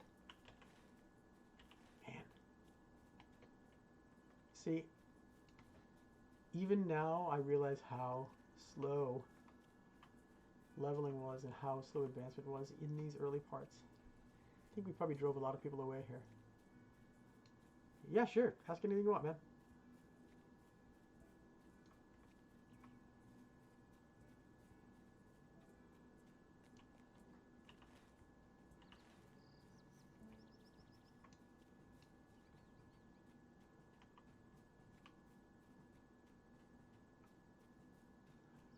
Ah, the thinking behind the gate.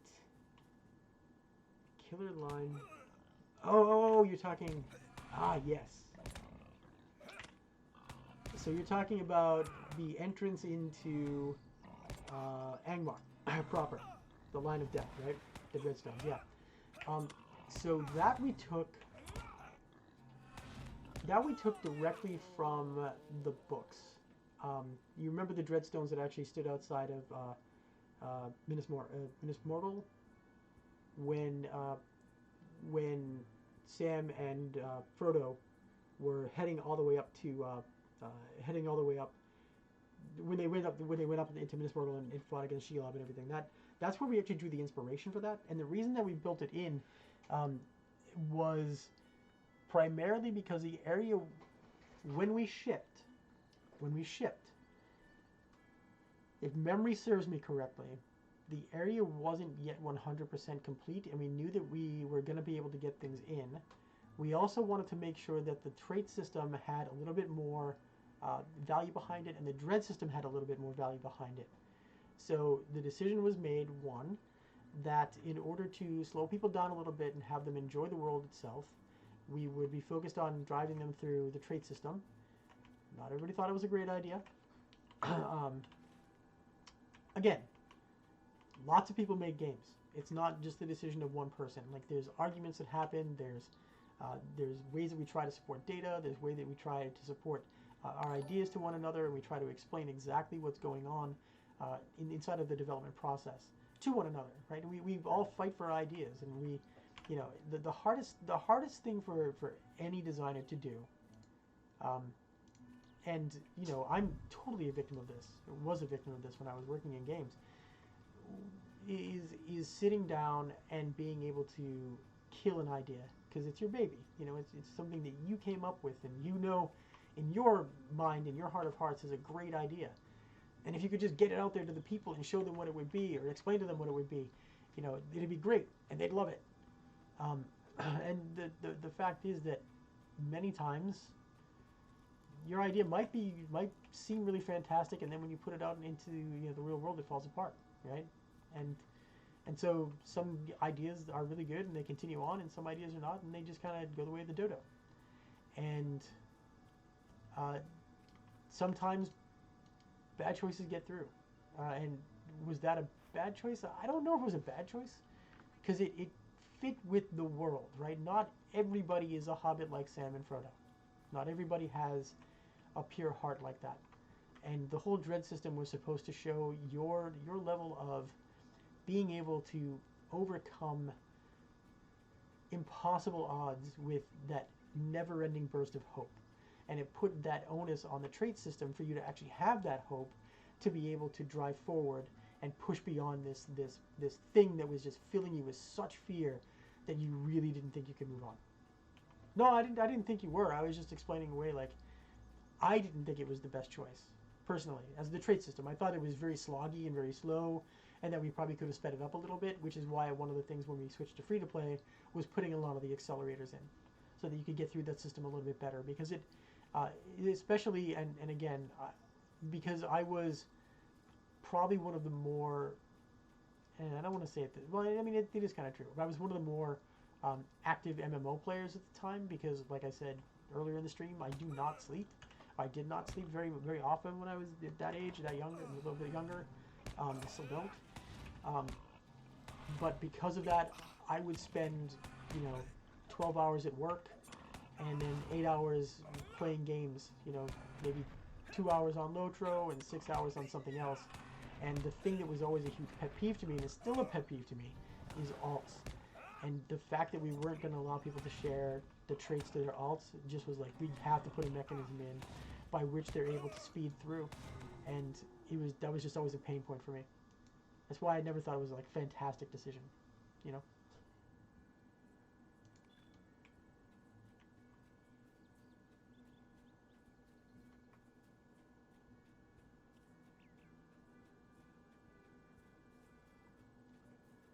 Oh, again, I mean, I was into doing really hardcore things. Like we originally, like earlier in the stream, I had suggested that I had put the idea forward that we would have, you know, 50 levels of not dying into the game, so that you could actually get traits at the end that would be very, you know, really, really unique. What can I do for you? Because if you had made it all the way to the end without dying, if you had made it to top level without dying, I wanted that to be like a real challenge, a real moment where you were just realizing how amazing you were, you know? I definitely did not come out on the winning end of that argument, though.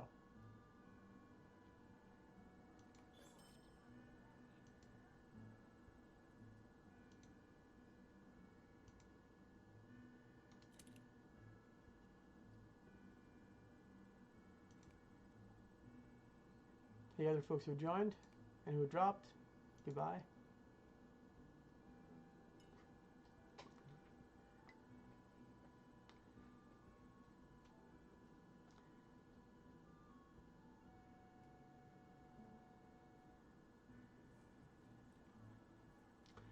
The 7 stars. I think that was our lore guy that implemented that one, if I remember right. That was one of his first. Was that one of his first quest lines?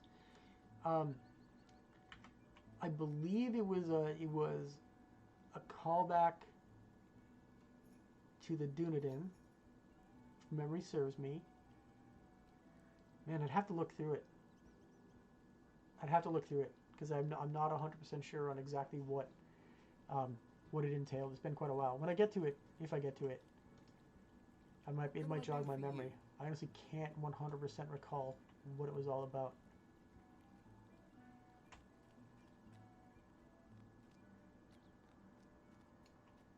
How can I be But of there were a service? lot of clues up there, particularly in Angmar, as to the Castellan's true identity. Hello, friend. Could you help me with something?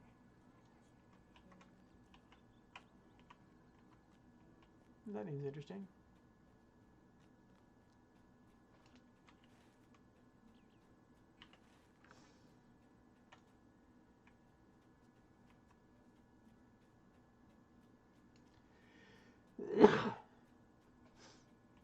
Hey, Edward. Hello, friend. Could you Hey, help I'll me talk with to you something? Almost done with this area. Wow.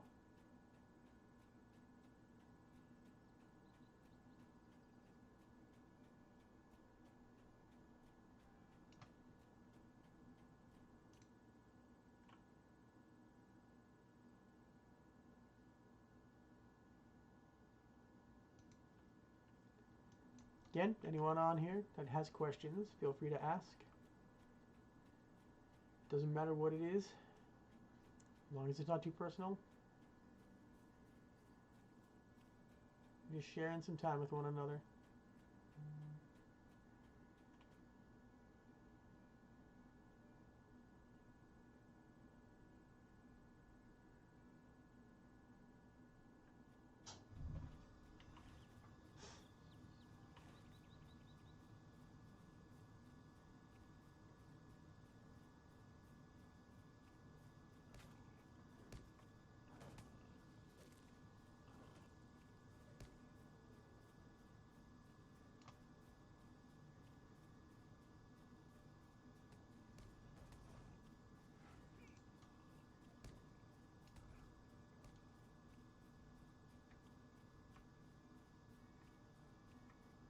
There's a lot of people here.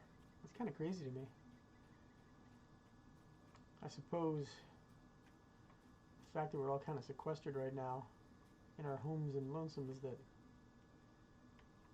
these are things that actually people are looking to for nice distractions from what's going on in the world, right?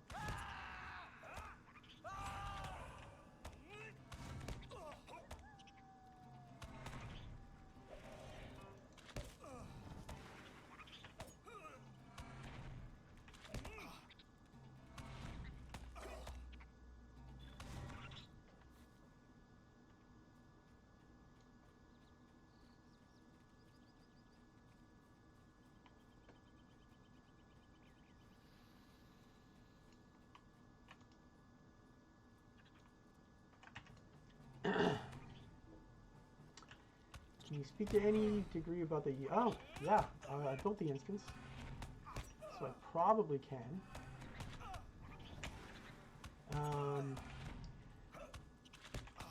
Let's see. Can I speak to any of the degree about the Uni instance? This remains one of my all-time favorite dungeons and features some really fun systems. It seems a paradigm that involves getting said items and using them at the exact right time. Yep. Was this a uniquely complicated set of variables? Actually, no.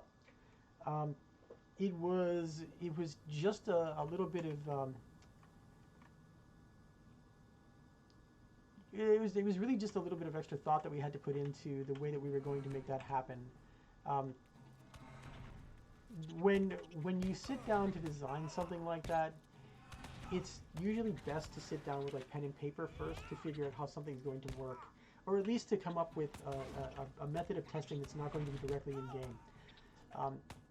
The Udonian fight was actually, at the end of the day, probably one of the more simple one of the more simple implementations of the concept that we put into the, I should say, one of the more simple implementations of a boss fight that relied more on like a true raid style mechanic. It was actually the Castellan fight inside of there that was the pain in the ass to build. And I'm sure it's probably still broken today because there was some logical fallacy inside of the summons. Yeah, it was the summons when you were setting all the different torches on fire. There were so many times where, and this was more failing of the scripting system that we had than it was really our own errors that we continued to make, where the scripting sometime would get screwed up and turn the different torches off so that they wouldn't relight, and then they would be reactivated by activating another torch, and so on and so forth, where it got really messy, which, you know, was not a great experience, and it's like the one failing I think of that instance that I really had. But yeah, overall the Udonian fight itself and the whole desire behind that was it was actually, interestingly enough, the precursor to the 3-man instances, because we were trying to come up with ways that was a little more challenging for people to be able to do the different fights inside of the space. I think we had just put out the entirety of Cardoon, which was like the antithesis of everything that the Witch King's Retreat was, right?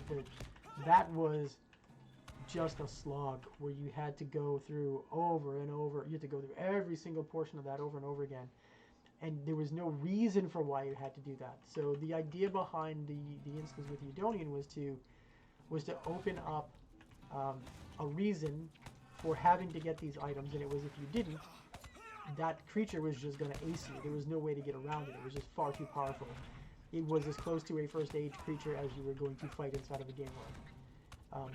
So we really put some thought into how it was going to work, and it was me, and I don't remember his handle, so I won't use his real name, to come up with that, and to validate, one, that we could do it, and two, that it would be a fun experience. And it is honestly one of the instances that I'm most proud of that I put into the game.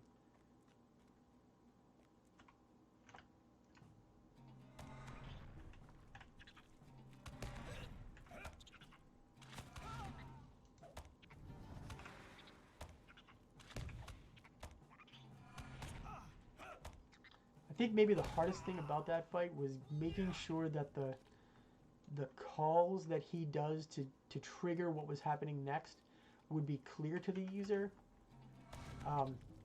because we knew that in fights it can become very easy to miss things, and because we didn't have as active an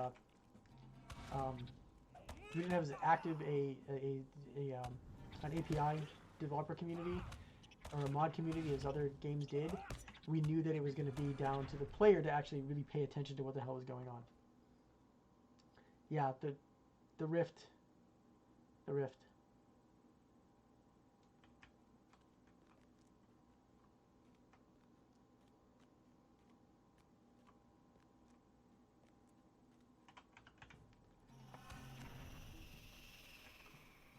Do I even need to be in here? I don't even remember. I thought everything was up on the land. Yeah. It's cool. Whatever. It's a distraction.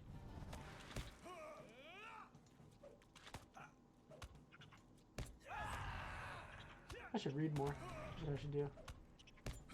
So that's another funny thing. I was one of the lead content designers on the game when we launched, and yet I knew, on the whole, most people were not going to read the quests. And yet we instituted all these rules for making sure that all the directions were in there. I mean, we had to, obviously. We couldn't just let that go, but it was one of those things where I knew that most people were like me, and they just weren't going to read the quest. They were just going to try to power through.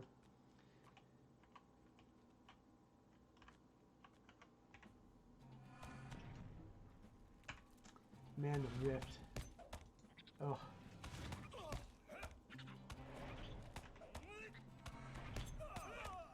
I had no hand in the creation of the rift. No hand at all. I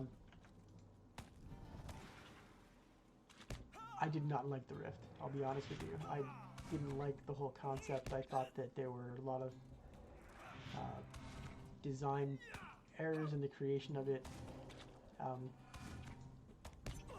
It was a real difficult technical undertaking, and there were some really good ideas in there. But overall, I think that we could have done a better effort there.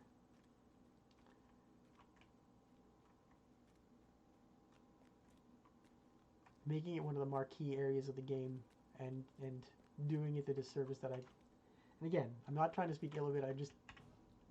I don't think that it was our best foot forward. I think that there were changes that could have been made to make it more appropriate and a better overall experience for people. Man, I lost everybody. I guess it's getting late. It is 11:30, I suppose, here on the East Coast.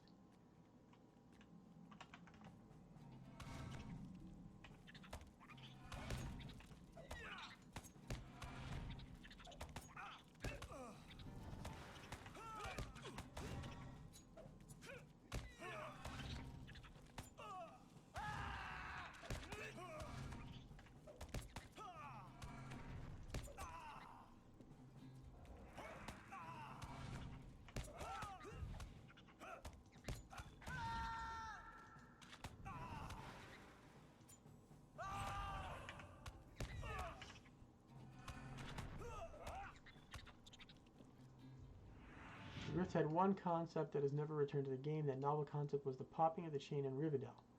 This was behind was a brilliant system which brought players from all corners to come together for the hope buff. Yep. Any insight as to why this was never returned again? I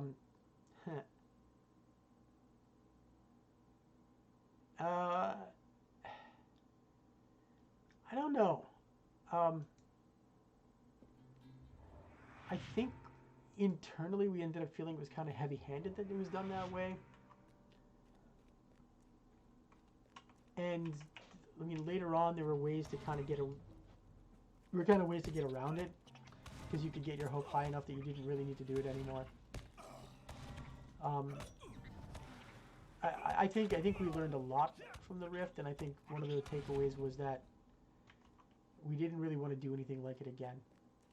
Exactly like it again, I should say.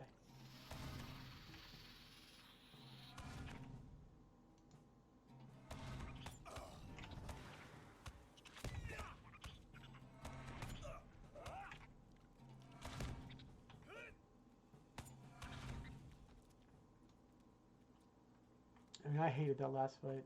God, I hated that last fight. I hated testing that last fight.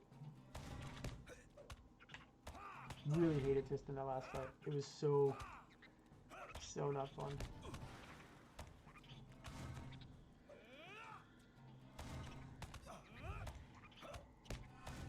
When we started work on Moria, there were a lot of... So one of the things that we did early on in development, and this was more for us as a development team than anything else, was to basically put competing ideas against one another, and then play test them and let them prove out like which idea was the best. Mostly because, you know, it was a good way to make sure that all developers were having an opportunity to put forward ideas and put forward notions of like what they thought was good gameplay, a way for a lot of people to learn and to understand, like, you know, whether or not you know, their critical thinking was along the right lines, things like that. And so initially we put together our instance spaces were going to be very different.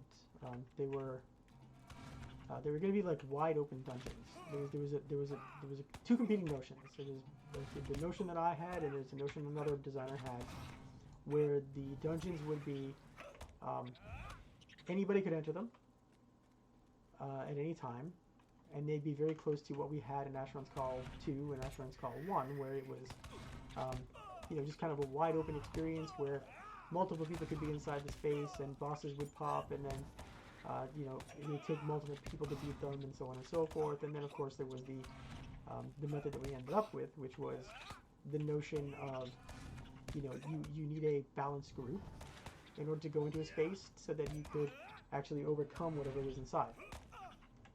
And that was that ended up winning when we play tested it. It just was a much cleaner feel, and it felt more like the MMO at the time. By that point, you know, it was very clear the way that MMOs were trending. They were a little more group based. They were a little bit more. You know, you need to have that balanced group. So I think that influenced a lot of what we were doing. And around the time that we moved to Moria, it's interesting because the instances that survived that were developed by 3 of us, if I recall correctly. There may have been a few more of us that were doing things, but there was like 3 of us that were designing the instances heavily. So there was, I don't remember the exact names, but I remember mine, which was Grand Stair, which I still think was one of my... I felt like it was good, and it unfortunately suffered from a lot of technical issues that made it kind of crappy, which always bothered me. And it turns out it was the pathing system that really made it as crappy as it was. But it was one of those things where, you know, I probably made too much work for myself because of everything that I was responsible for at the time. Because I was not only responsible for building out that instance, I was also responsible for all of Monster Play in Moria 2, which, looking back at it, was, you know, that was kind of tough. Being that I was one person doing all of Moria Monster Play, and also doing one of the marquee instances inside of the release. And you know, it did overwhelm me a little bit, and it was definitely not the best experience that I put forward. But at the same time, it's still, I feel, one of the coolest instances that we've had out there. So a month after Erlwine dropped, those instances were not particularly popular due to some mechanics that, if you fleshed out, and generally was really difficult at level. Later, these gleaned the traffic they deserved. Did you work on any of these? So, are you talking about the 3-man instances? The short cycle 3-man instances that were put together?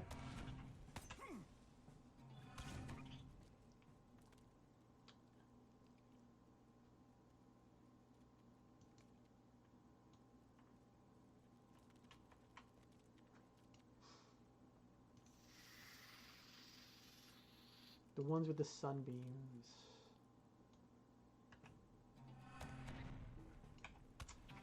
God, what are the names? Because those, oh man, I'm trying to remember. I don't know that I was.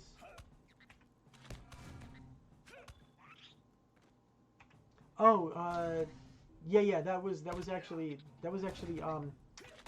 one of the competing objects, and I thought that one was a really good idea. That one to me was brilliant. It was a really fun instance. But yes, that was JHD. Yeah, that was a really tough one. That was really well thought out, well planned dungeon space.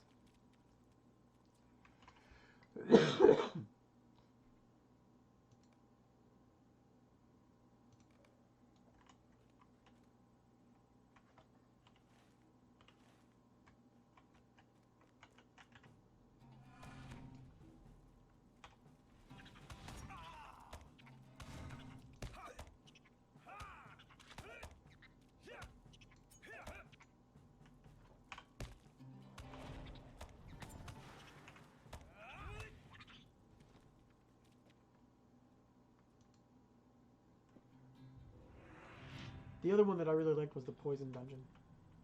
Thought that was another really good dungeon. Can't remember the name off the top of my head, but that was another one that I really liked.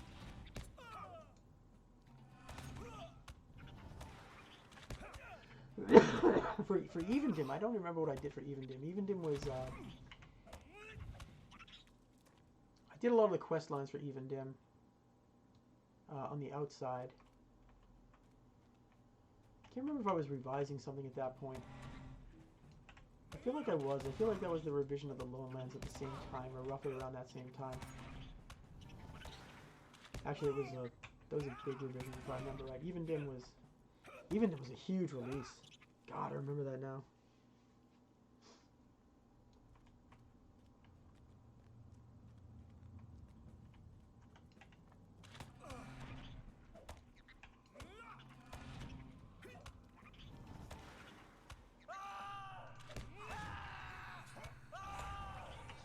Again, so weird to hear yourself screaming in a video game.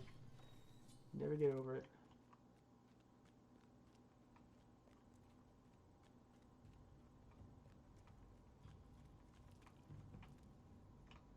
Oh, I remember this now. Why did I just come in to begin with? Man, I suck.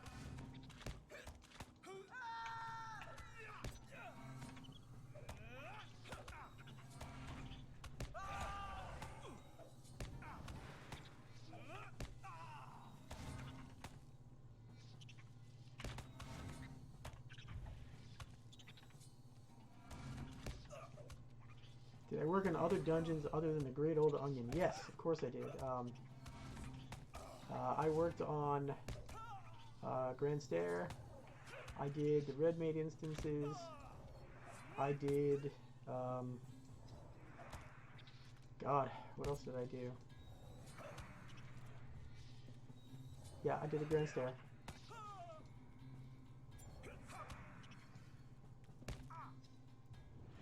I did all the 3-man instances.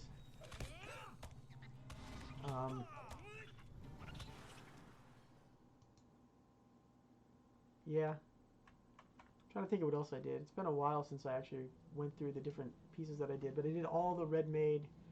I did Grand Stair, the Witch King's Retreat. I'd have to go back through. I did a bunch, and I did the big open space in the big open dungeon in the Ettenmoors, and pretty much the entire experience in the Ettenmoors for the first 5 years of the game. I don't think I'm supposed to be in here right now.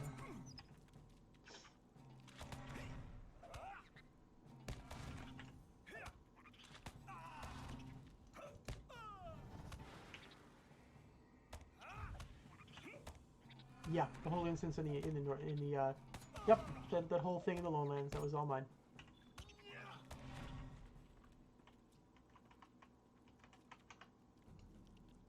Yes, that actually did. That was the first test dungeon that we put in the game. So that was the first thing that we actually worked on. And it was basically the beta testing ground for what all instances were going to become. And it was not perfect by any stretch of the imagination. When we built it, it was based off of a much longer dungeon experience than it really should have been.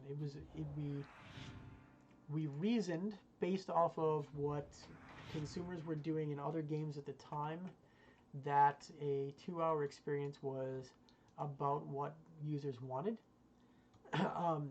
But we completely, I should say I made that mistake, and nobody stopped me. Made the mistake of saying, 2 hours was a good play cycle. And the fact is that when you're the ages that we were at that point, when you don't have a family, you don't have kids, you don't have the other pressing issues that life actually throws at you when you get a little older, you think that you have that much time. And the fact is that you really don't. And so we built it for a 2-hour cycle to play through, and then we realized that that was not conducive to normal gameplay. And when I revised the Lone Lands, I said, I'm breaking this up, and I'm turning this into 3 separate instances. Was it 3 or 4? 4? 4? It's 4, right? It's the old tree, the Red Maid, it's the Red Maid proper, the graveyard, and the initial part. Yeah, whatever it was. It was 3 or 4.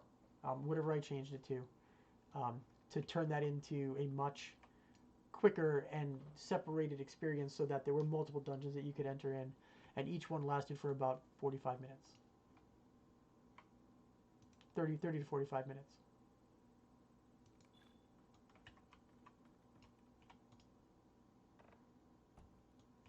Oh, I'm glad you liked it.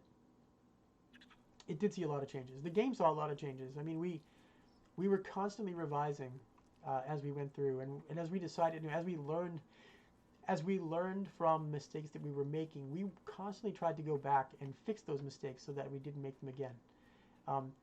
I don't know if you were playing around the time that the Lone Lands was originally, I should say, at launch of the game. The launch of the game, it was a cumbersome game to play, like in my personal opinion. It was a very long experience. There was a lot of back and forth. There was a lot of wasted space, a lot of wasted time. There was a lot of areas that seemed completely out of sorts with the rest of the world. There were just experiences that weren't great, that weren't fun. And as we took a hard look at that, and we decided, as we took a harder look at the overall game experience that we were presenting to people, and the overall experience and time that people were playing, we pushed to fix those things and move forward.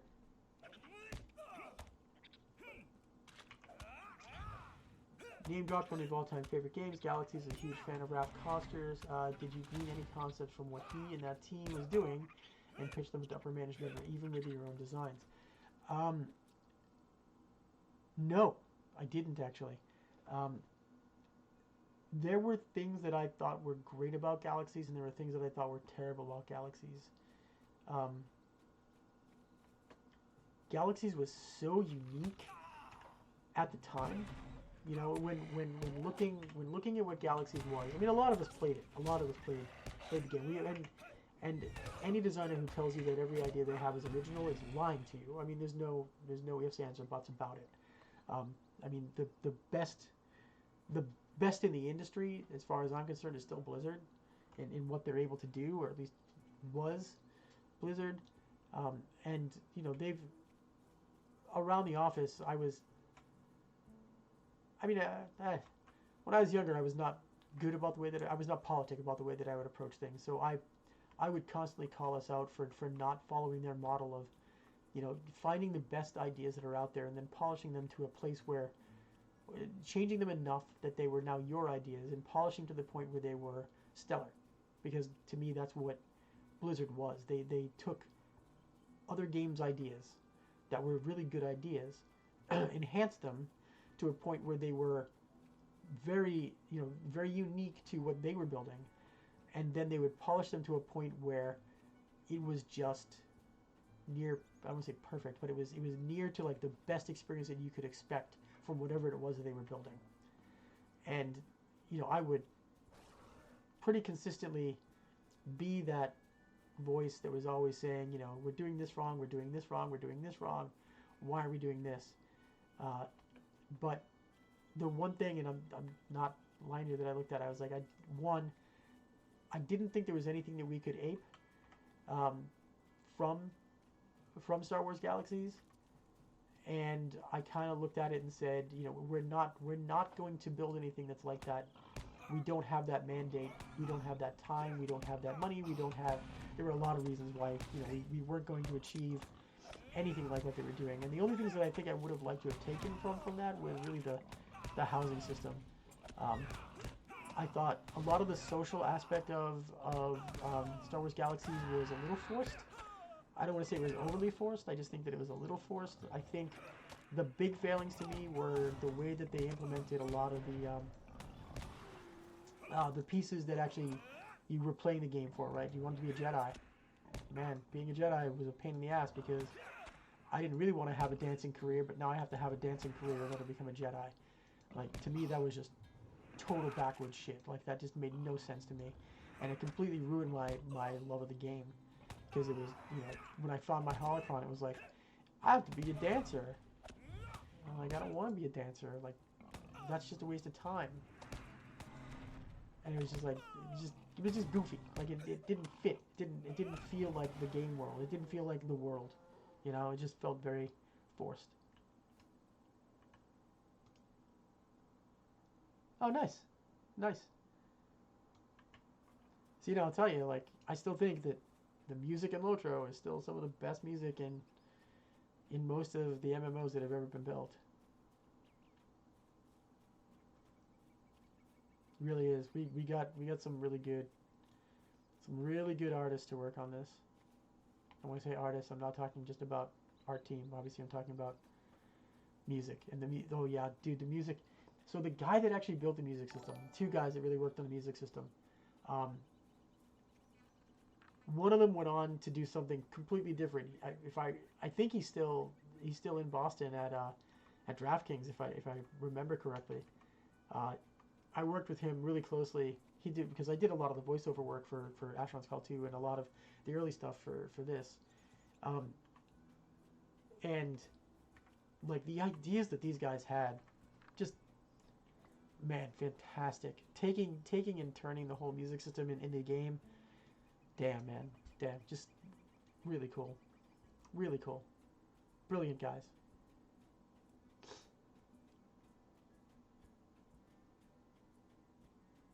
Oh yeah. Oh yeah. That's what happens when somebody has a pet project, um, and they have the multiple layers of understanding that What can I do for you? that needs to go into that, where they actually just magically find the time, because that's exactly what happened with it, because it was quite literally just a work of love by the guy that implemented it to get it done. He was like, this is something I want to do, this is something that I know I can build, and I'm gonna put it in. And that's how it happened. Would you do That something team for me? was spectacular. They never really got enough credit. They were, and the thing is that they were really removed from the rest of us because they kind of did their own thing. But good guys, definitely good guys. That's hot. I like that outfit a lot. Damn, man. Damn, son, what you got on? Give me that. What you wearing? What are you wearing? Oh, that is so good. What is your cosmetic system? Oh, why can't I see it? Damn it. So good. Yeah, I know. I'm lazy. It's been forever since I've done this crap.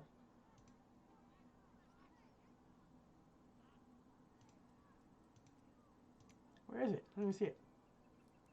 Outfits. There it is. Outfit.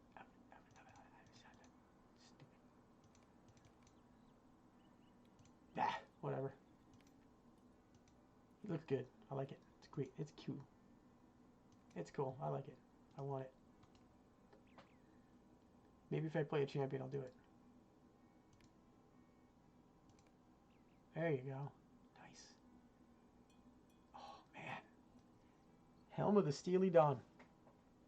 Steely Dawn. Yeah. They worked in good puns eventually, huh? Sweet. Oh.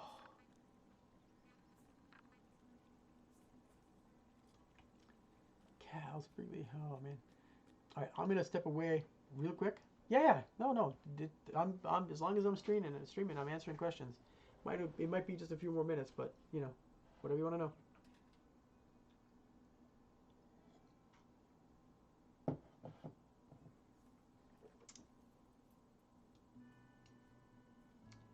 Anybody else too? Like anybody has any questions? It's on still.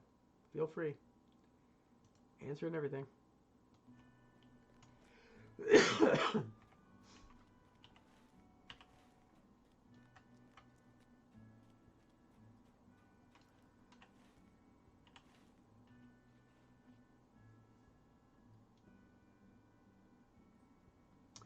Do I think there's room for a second loader MMO?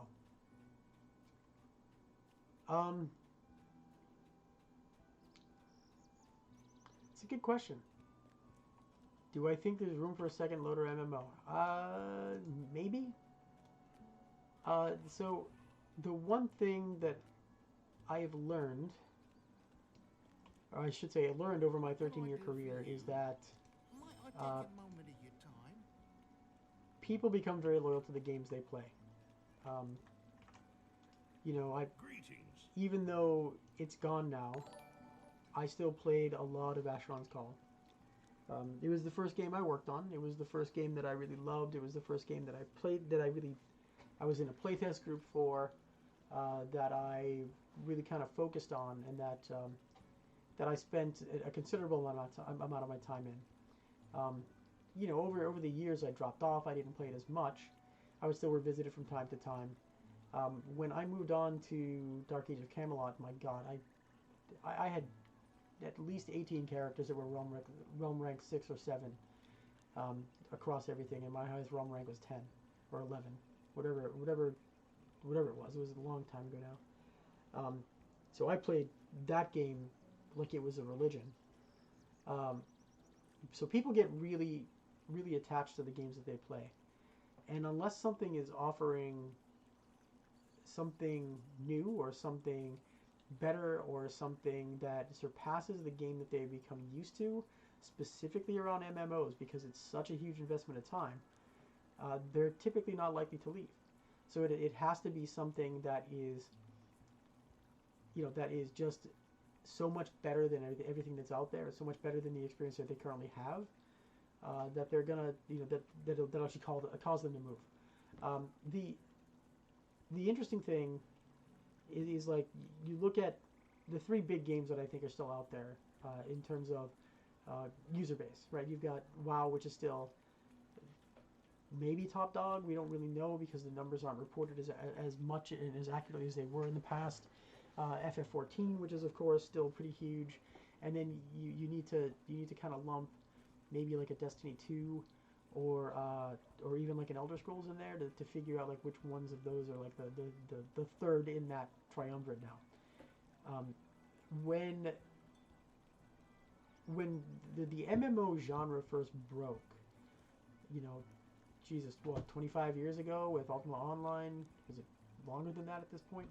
And then EverQuest, and then Asheron's Call, and then Dark Age of Camelot, and then there were 30 that came out, and then 20 that died, and then there were like 5 of us that existed that were really making money at any given time.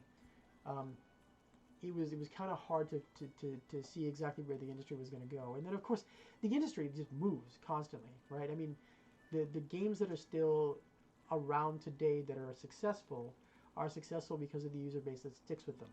So unless that new loader MMO that comes out surpasses what this world has to offer and the immersion that this actually offers to the people that play this game, will it be successful? Probably not. If it gives them a different experience, but it gives them the exact feel that they're looking for, is it going to succeed? Don't know. What I'll tell you is this. One of the big questions we had when we were shipping, because we shipped in, what, 2006? I don't even know, it's been so long, right? It's got to be, what, 2006, 2007, somewhere around there. I can check my box. It's right there. But anyways, when we shipped, we thought we had missed the boat, right? Because we looked at it and we said, the movies came out 3 years before. Nobody's really talking about it anymore. And we didn't know whether or not it would be successful. The benefit that the new loader MMO is going to have is that it's got the direct tie into the Amazon series that's going to be coming out too, which is going to give it an edge. And if the graphics are fantastic, if the gameplay is fantastic, if everything else actually is exactly the way it should be, it could be very successful. You don't know. Will it kill Lotro? Probably not. Lotro will exist as long as the player base is supporting the game, and that's really all there is to it. So if you guys don't leave, it's not going to go away. So I guess in that regard, yeah, it can probably support another one as long as it doesn't cannibalize the existing player base. So the next question was the Rohan release. This was huge at the time. Loader films were dropping. They were dropping obviously on DVD and whatnot. Blu-ray and whatnot. Loader films are dropping, and there hasn't been a buzz like over the IP ever since. Actually, that was probably the Hobbit films. That's right, it was the Hobbit films at that point. I remember there being quite a lot of consternation both from the interwebs and the discussion and mumble over why on earth the marketing team was sitting on their hands and with crossover marketing. Movie rights, book rights. Very different. The two were not really working together at the time. We had not yet been bought by Warner Brothers. Wait, had we? Had we? We may have been bought by Warner Brothers at that point, or maybe we weren't. There were negotiations going on, but the separation of book rights and movie rights were huge in the determination as to how we could do crossover stuff. If I remember right, we actually were folding into Warner Brothers at that time. That was a really interesting scenario because there was another company that was talking to us too, and you know, it came down between the two of them, and the interviews that the other leadership team from the other company had with us made us all really wonder if we were going to have jobs after they bought us, if they bought us. But anyways,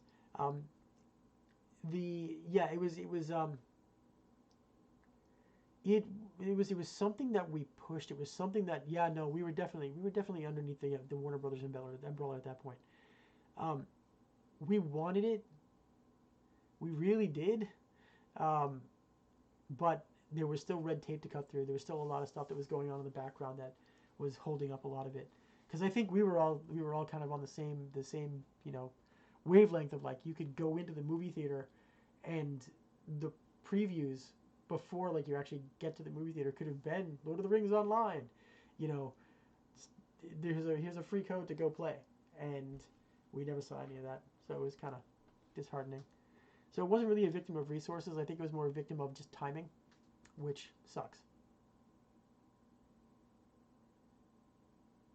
Yeah, WoW was hemorrhaging players around that time. It was the thing is, and again, this is still like the biggest, like, issue that we had,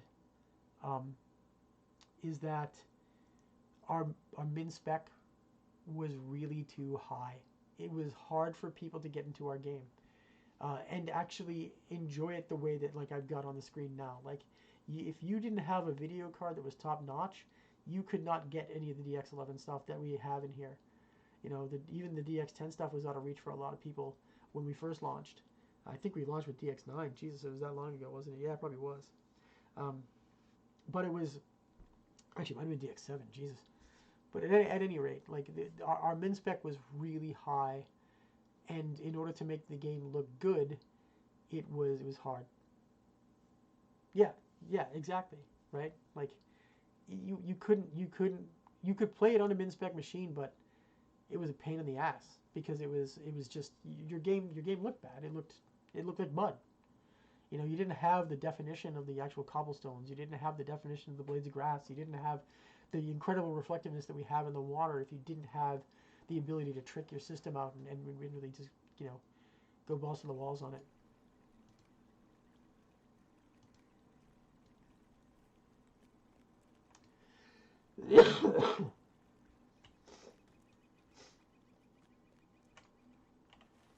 Alright, what am I doing here?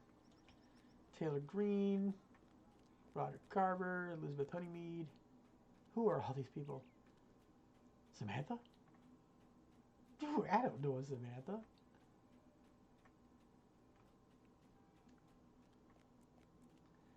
I remember staring at the textures on the doors to Rohan and saying to my friend, yeah, look at the detail. Yeah, oh no, like, our teams were always spectacular.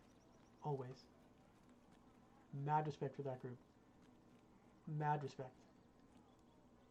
Like I said, like, there was, before the transition actually happened to move over to Infinite Crisis, like, part of what we were working on was trying to port this to the consoles, you know.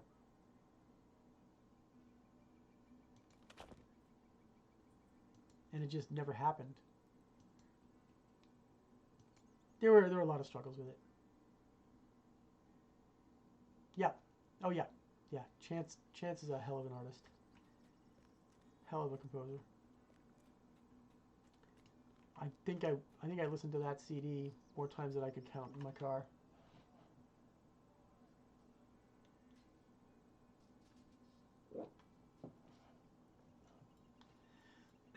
I'm going to step away for 1 minute. I'll be right back.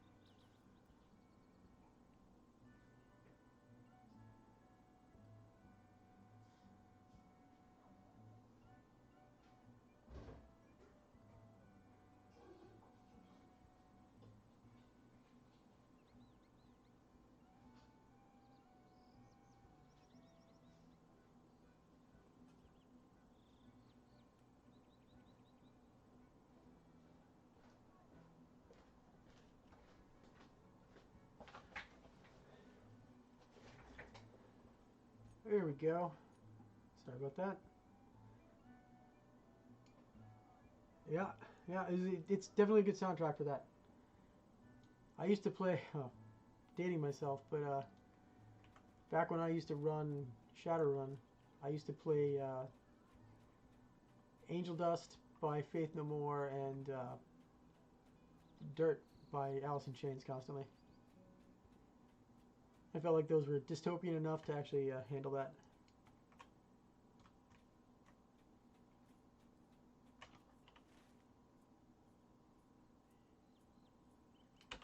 Where am I supposed to go? Jesus, Elizabeth is not even in town. She's in Combe, I know that.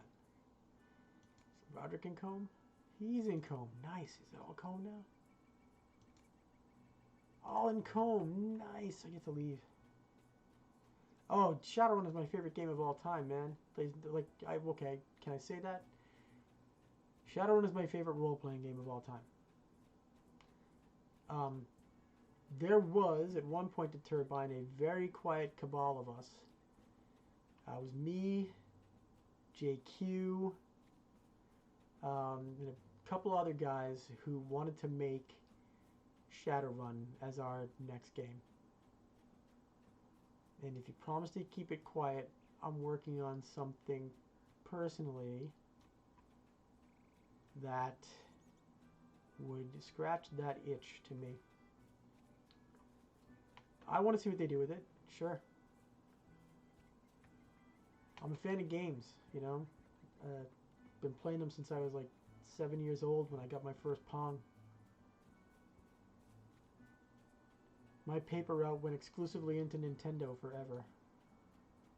Oddly, I didn't start playing PC games until my buddy Jim actually used to have me over to his house, and we would play Sega forever, and then I would go into his onto his dad's computer and play nothing but Civilization, because Civilization is my favorite my favorite game of all time.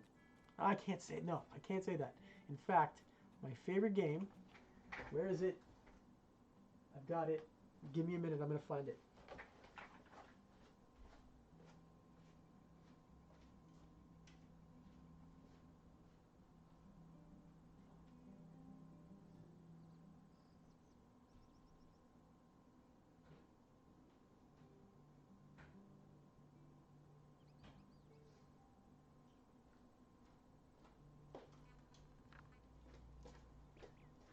Damn it, now I gotta find it. Oh yeah. Oh yeah. Oh yeah. This is my favorite game of all time. Right here. The Sega Genesis version of Shadowrun.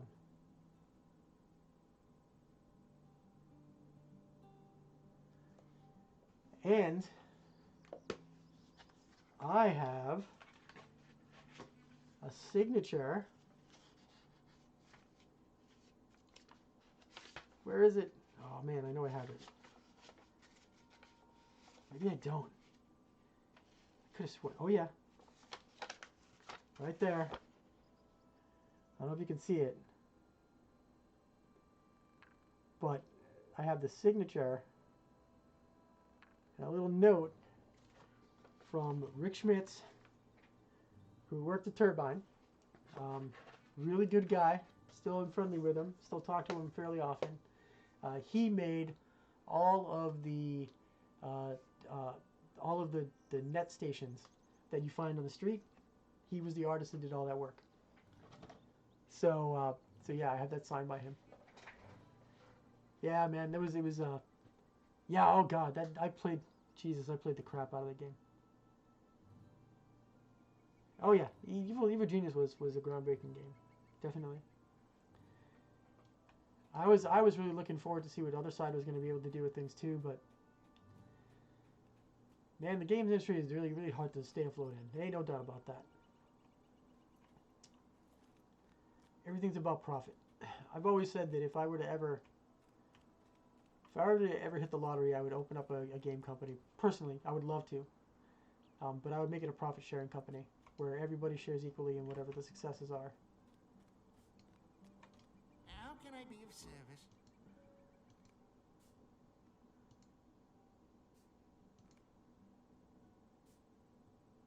Oh yeah, yeah.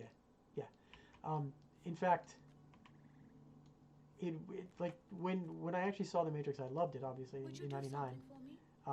But it was I really wanted it to be. It was more cyber. It ended up being more cyberpunk than it ended up being Shadowrun. Shadowrun is still, you know, it's the whole mashing of fantasy and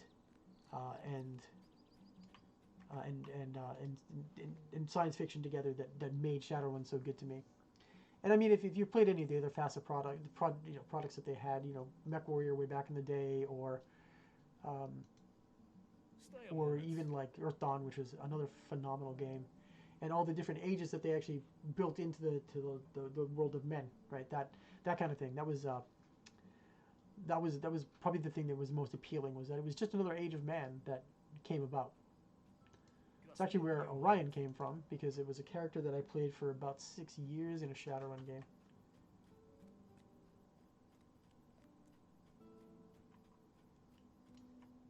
Might I take a moment of your time?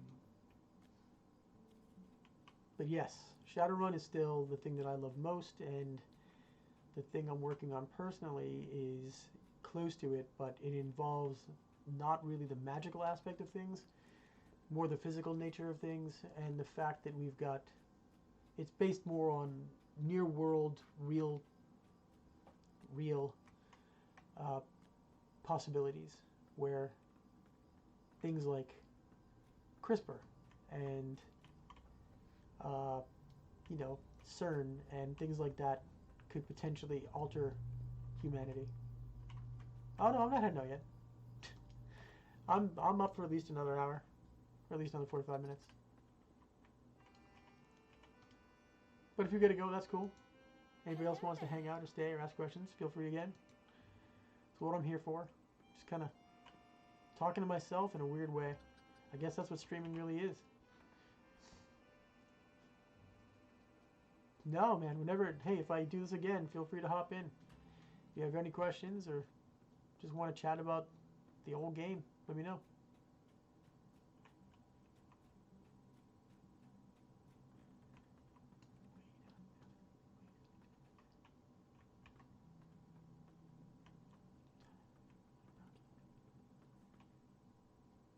Were you still doing, yes, were you still doing dev things when the War Steeds hit the game? Yes, I actually was working on the game at that point as on a super secret project that I discussed a little earlier, and I'm going to put this up on YouTube, I think. I was working on something super secret there, and then as we got closer to the crunch of actual release for Rohan, I ended up doing the majority of the classes for actual mounted combat, because we were stretched really thin. There were very few people that were actually working on the team at that point, and they basically put the entire release on one person for all the classes. There was no way I was going to get it done, so I shifted back over, and I did most of the classes on War Steeds themselves. And it was a pain because we didn't have a lot of animation that would work. I hacked the shit out of that, not gonna lie. That was a hack job. Pretty crazy.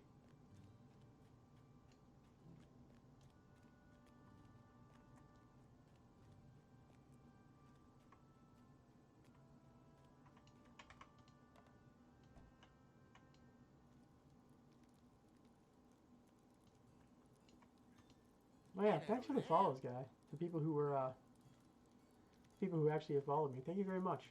I'm gonna keep going, so I don't know when I'll stream again. It might be Monday night, but I'm definitely gonna stream again. And if there's other games you want me to go through, I can too.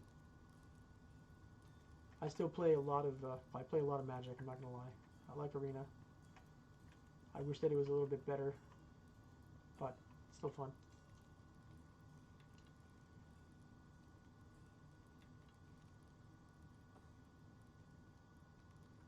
You're welcome.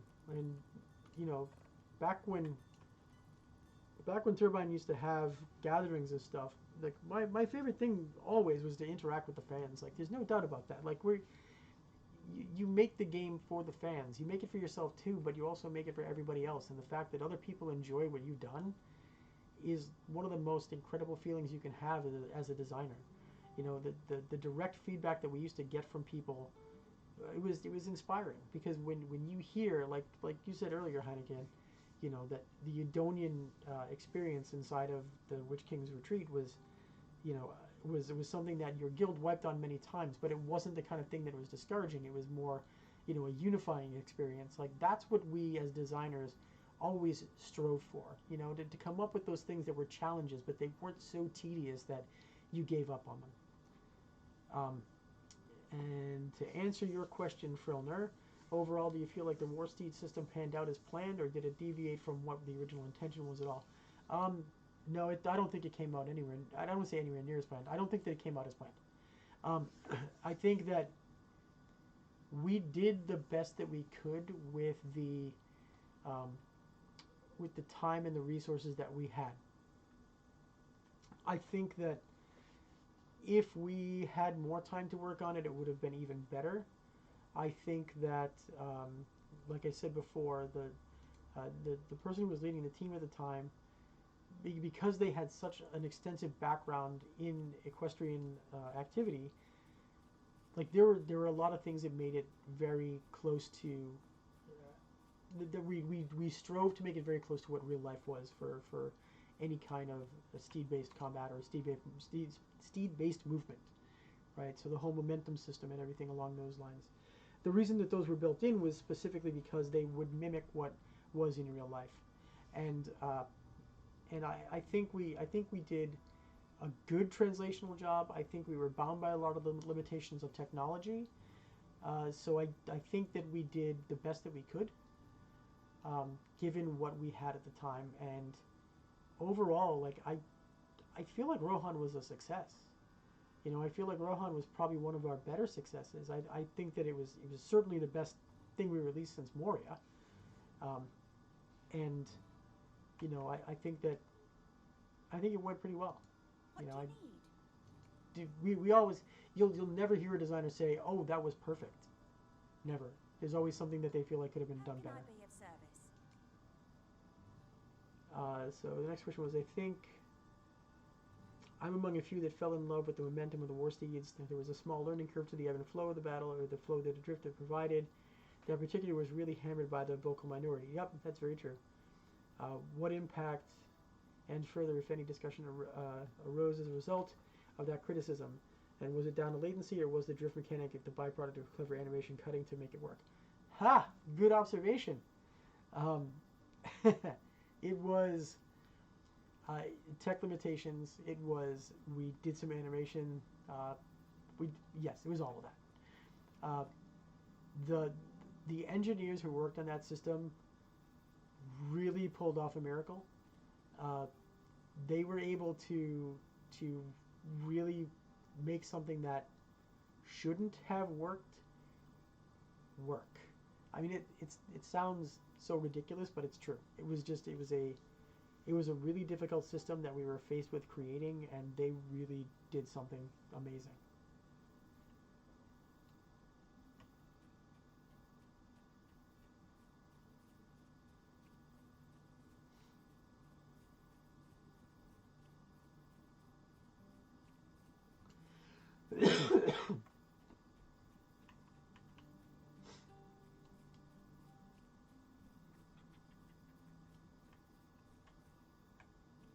All the hanging trees down here. That's right. It's the stump area. Yeah, one of the original quest lines. I remember this. Just can't wait to get to the Lone Lands.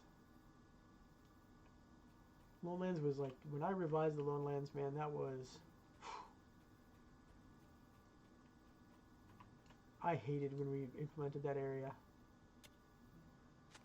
At the time when we were actually working on that initially, I was not one of the lead designers. I was just one of the seniors on the team, and boy, I fought the lead designer tooth and nail. He's a great guy. I love him. He's still in games. He's still doing a great job.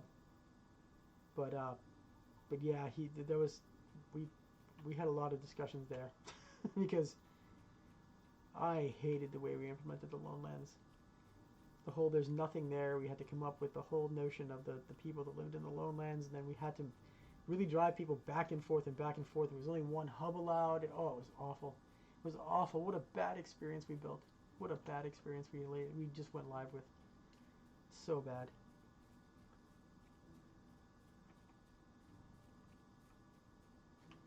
Yeah, yeah. No, I mean, there's a lot of things you do. I mean, there's just to make sure that the animations look right and that the code can actually keep up. I mean, the Lotro combat system is really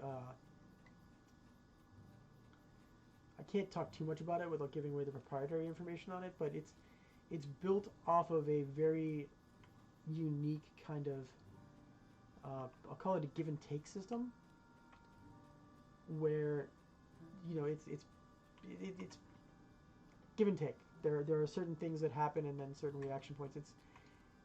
It's a very unique system in the first place. So even like with a lot of our combat, the animation blending is a little bit wonky from time to time. And you'll see the artifacts when you're fighting, but the the War Steed system itself was a huge technological challenge. It was really difficult to implement, and the guys that worked on it, I'm telling you, like the guys that worked on it all went on to like Unreal and went on to do Fortnite and things like that. They're stellar. They're like some of the best in the biz.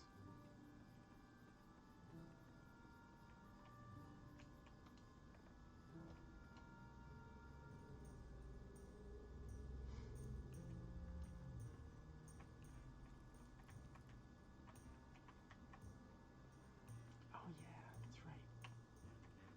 This chuckle guy up here. I forgot him. Torridan.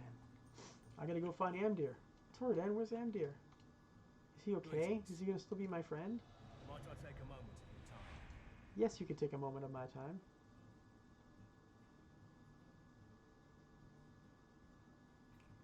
Oh yeah, yeah. Like I'm not kidding. Like those guys were phenomenal. Like they were just a fantastic team to work with.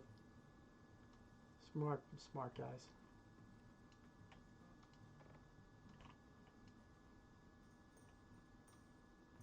Masters of their discipline.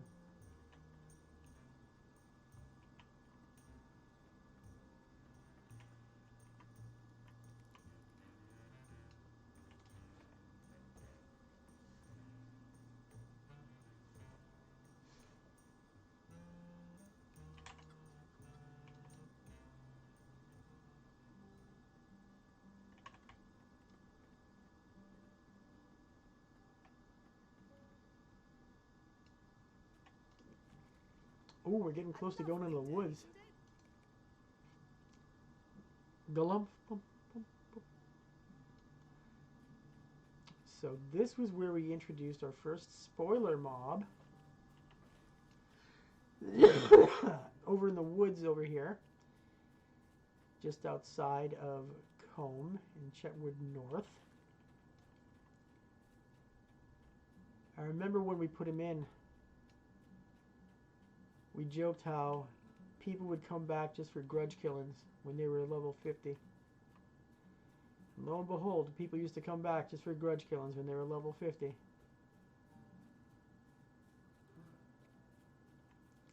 Should I choose a profession? I don't know. I don't think I need one yet. I don't really care that much right now. Just kind of enjoying the slog and the grind here. I see some new folks on. Thanks for joining. I think I'll be on for another half hour, maybe-ish. I'm probably going to do this again at some point. Not that there's been an overwhelming response, but there's been a few of you on who seem to be interested and have liked listening to what I have to say. So, I get no issue going on. Helping to support Stone and Standing Stone, even though I'm not there.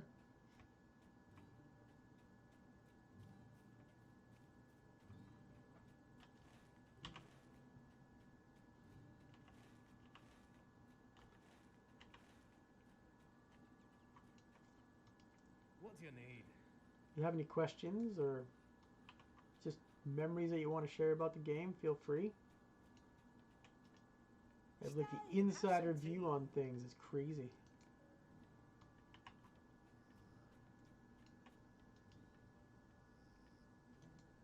Like a walk down memory lane. Pepperidge Farm, Speak remember? with you a moment?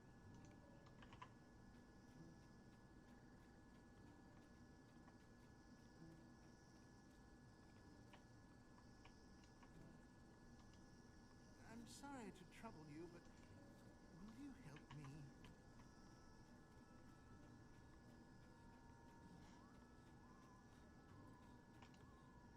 Can you remember what you first saw during development that got you just super hyped up?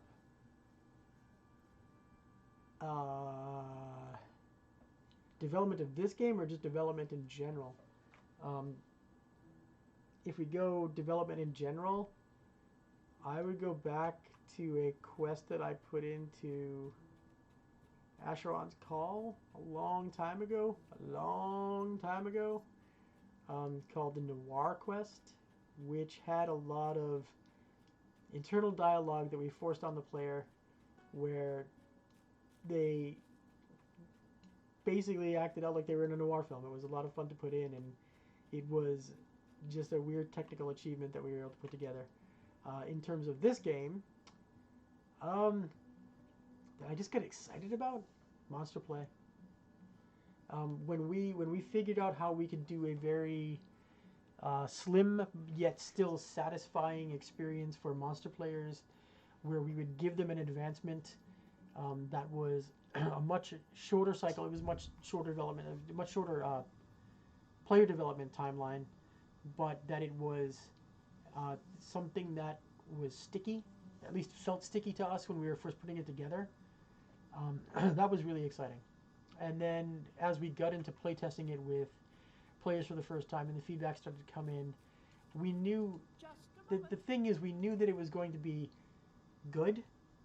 And I think during at least player gatherings or times that I actually had chats with players before on this, we didn't expect it to be as successful as it was. So we just were not prepared for how many people were playing it, and it ended up causing some real technical challenges for us. Things that we looked at and we were like, Jesus, we don't have the server structure in place to really handle how many people are going here, and we had to come up with new ways to deal with that. It was really tough. And that was that was probably it when we actually figured out how we were going to do that. Because I mean, a lot of the baseline structure around what we were building in the baseline game, there wasn't anything that was really earth-shattering or had changed too much from what we had done in either AC2 or in Dungeons and Dragons Online.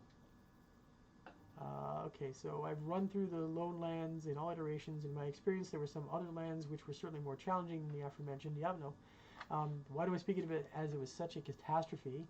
Was it simply down to unfinished or fleshed out ideas? After all, it certainly drives traffic, what with Weathertop and all that. Quite an iconic place, nearly all will and would want to see his new corner. No, I agree that Weathertop, so Weathertop, Weathertop is an interesting story. So Weathertop, the background on Weathertop, was, and just quickly, Frillner, I'm glad you enjoyed those. I loved building out Moria.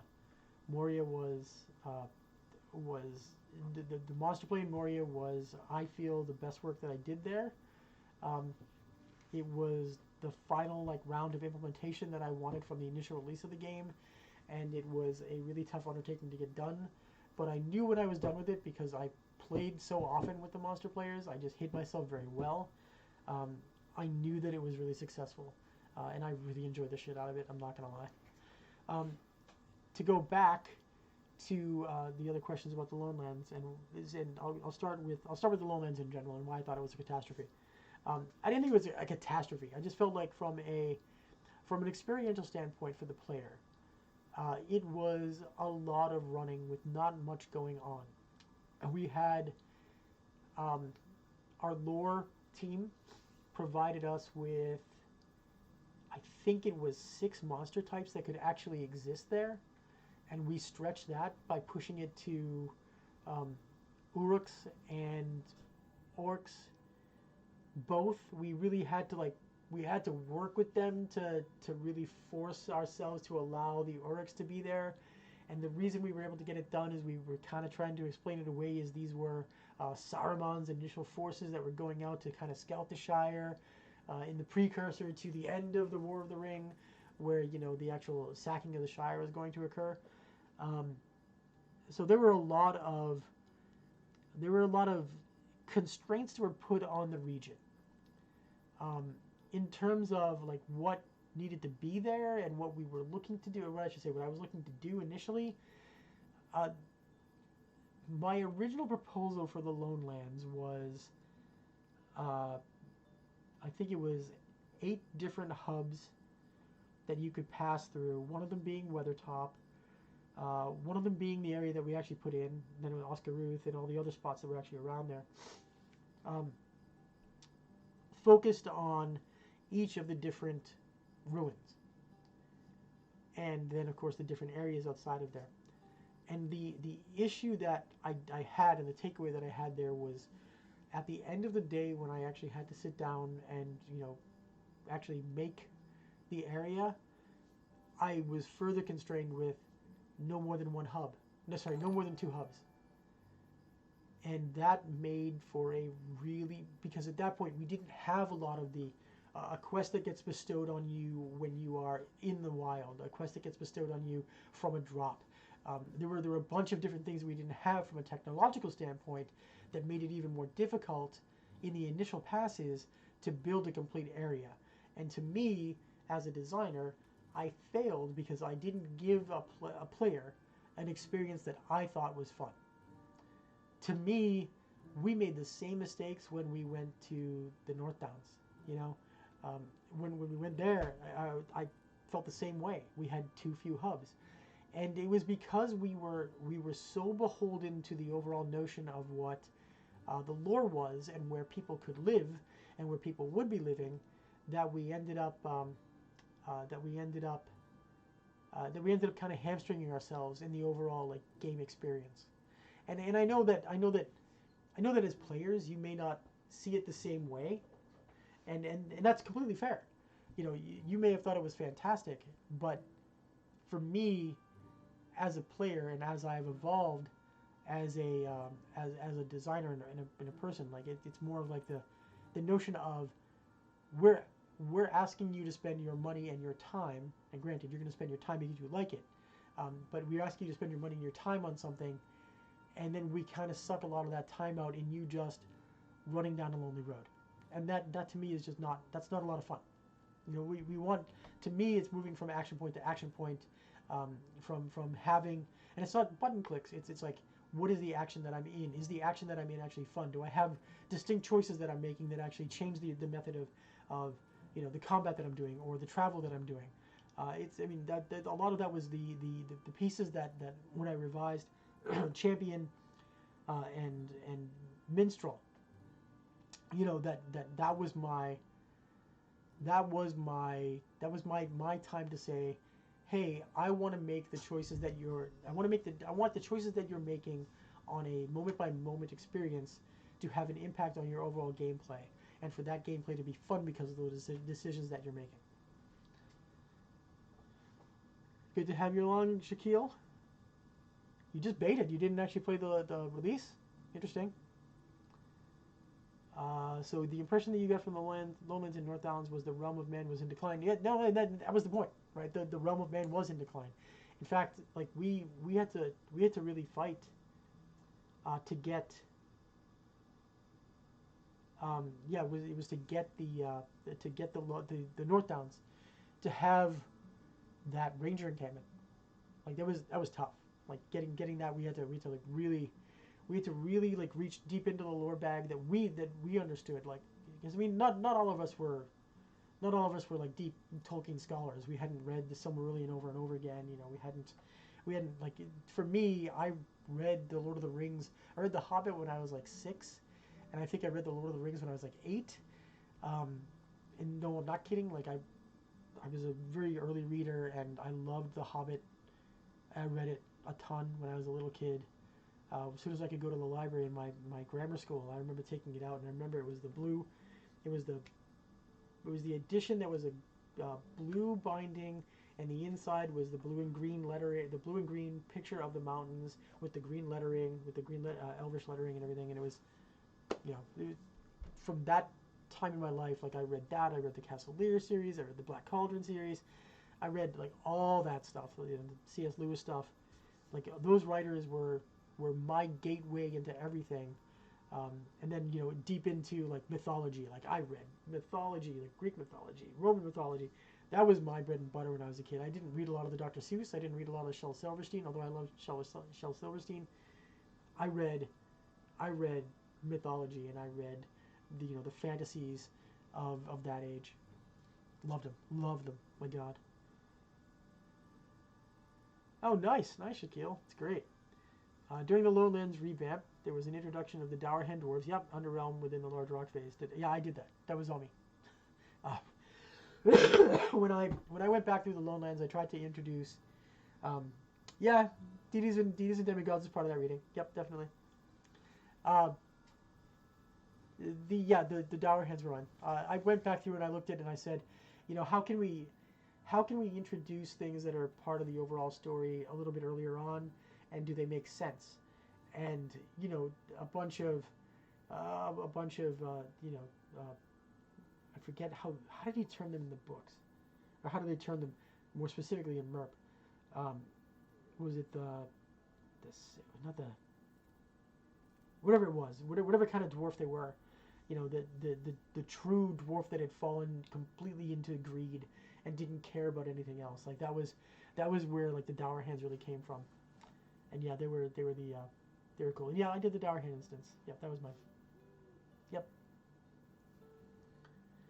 That was a 3-man, if I remember right. Again, been a long time.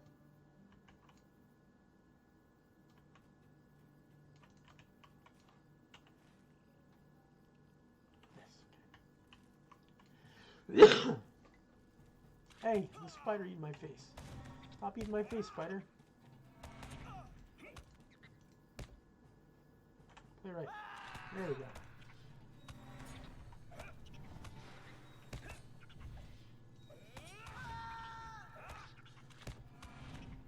Never gonna get over that.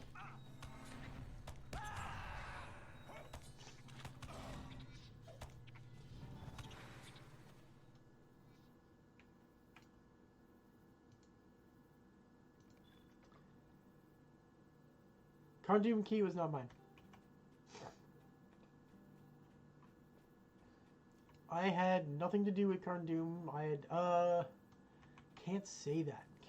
What did I... Oh, it wasn't Cardoon. What was the one with the drake that flew around? I want to look it up. Wait, why am I looking it up? Bard Gularon was mine. Yeah, I keep calling it the Witch King's Retreat. That was my internal name for it, Witch King's Retreat. It's actually Bard Gularon. Uragarth. Uragarth was mine. Hey, if I look at this, I can probably tell you everything was mine. So Uragarth was mine. Bard Gularon was mine. I redid most of the Troll Shaws. Oh, I gotta go back to the Weathertop. You asked me about Lonelands. Yeah, this whole area up here was mine. Garthar Garwin was mine.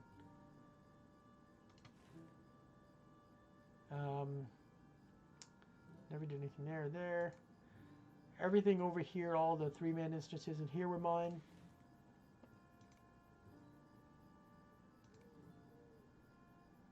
Oh, look at all this here. It's so beautiful. I remember when we built this. Or we're building this. Where's Moria? Moria. There's Moria. At any rate, yeah.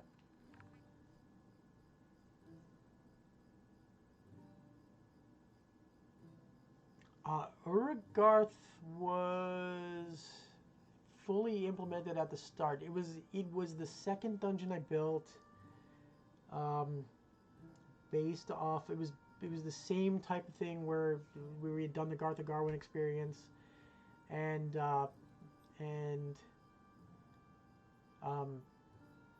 you know, it was again built for like a 2-hour experience, and that ended up just being not right. That was just the wrong thing to do. So we ended up breaking it up over time, if I remember right.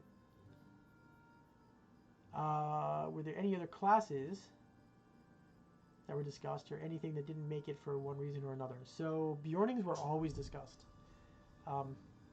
as a race. Druid, which is what we were going to make the Bjornings to begin with, was a class, but we reasoned out that the Bjorning would really be better suited if it was its own race/class rather than being a specific, you know, Druid class, because it didn't really make sense for a shapeshifter to be anything but. Trying to think. No, like Rune Masters was a fight, right? Rune Master, Runecaster, whatever it's called, Rune Master. That was a fight. Lore Master was always there from the beginning. So I think it was really the only other one was Druid. Warden was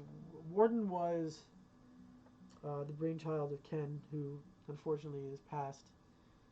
But he, like, that is still one of my favorite classes to play, and I felt really bad when I revamped it the first time, but I felt really good after I got to take the second pass at it. I took on way too much work, just very plainly. Like, I just took on way too much when I was revising the classes when I had the opportunity. Oh yeah, no. Uragarth was meant to be the first. Uragarth was meant to be the precursor to Karn Doom. So you were supposed to go through Uragarth before you went into Karn Doom. So Uragarth was actually very hard. It was very hard. We made it purposely very hard. I should say I made it purposely very hard. It was the one I think that got one of the first updates and was kind of updated by other members of the team first, because it was just one of those things where it needed to be revised. How long did I work on Lotro? So that is a good question. I need to go back into my history here, because I worked on it. I'm trying to remember exactly when I came off of D&D.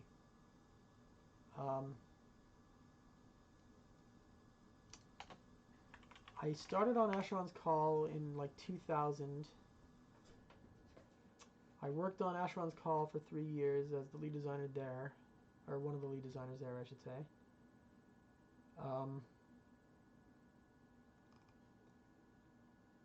I worked there until 2005. I can't remember when we bought Asheron's Call back from Microsoft, and then moved the production out to California. I left the team because I just couldn't afford the move with what they were going to pay me. And I stayed behind and worked on Dungeons & Dragons for a year, and it was the absolute worst year of my life. Well, we don't have to talk about that now. It was just, the experience was not good. It was just a very bad experience overall. And then I moved on to Lotro, I think in 2005, end of 2004 maybe, 2005, 2000, somewhere in there. And then we released Lotro in 2007, right? 2007, yeah, so that was, call it 2 years, and then I worked all the way through Rohan. So that was, what was that, 2012? 2012 was Rohan? Something like that. So if, yeah, Ride as a Rohan, let's see, Lord of the Rings.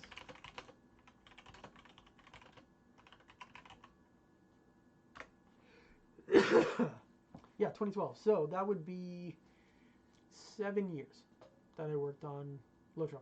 7 years.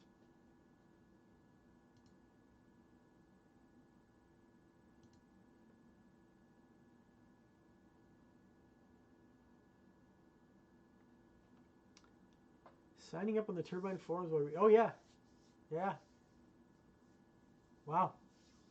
I wasn't. I was a little older. Well, I was a lot older.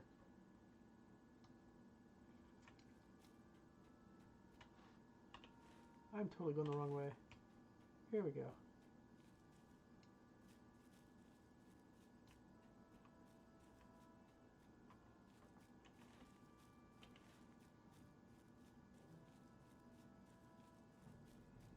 But yeah, somebody asked me on the Lotro group if I remember back when it was the Sandbox game, and famously, our CEO at the time, when we had first presented when we first were showing off like everything that we were working on there, there was a famous quote during one of our meetings where we talked. The reason that I posted on there about the sheep's buttholes was because there was actually a very interesting meeting where that was called out specifically, that why do the sheeps have assholes? It's kind of, I mean, it's really silly, right, when you think about it, but it was really funny. Like the attention to detail that our art staff had was absolutely incredible, to the point where they were literally putting assholes on the sheep, because, you know, sheep have assholes. So it's just one of those things where it was like, yeah, do we really need to do this? And, you know, that was always one of those Turbine lore things that's just pretty hysterical when you hear about it.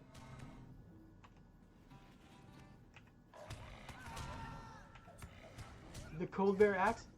The Cold Bear Axe? Oh, we were really funny, weren't we?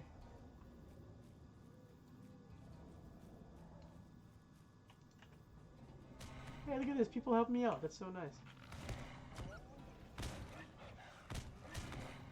Oh, here you go. Did you or any of your team create regions which were intentionally unachievable? I'm thinking in the very beginning and subsequent further development of Heligrod. No, not at all. Everything was really meant to be achievable.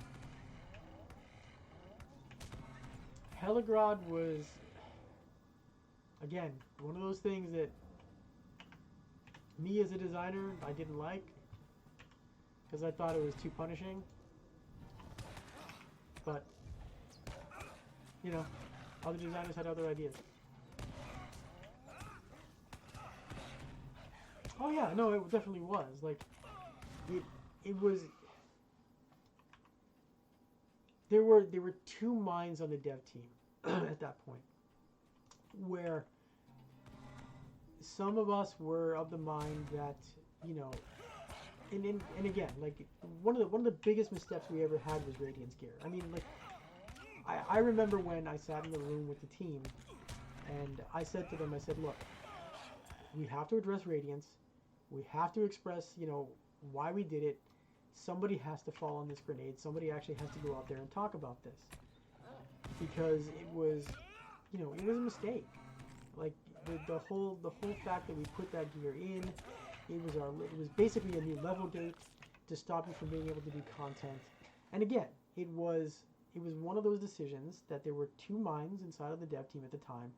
One was endgame content needs to have a grind that's associated with it, where you become better and better at actually completing the tasks at endgame over time.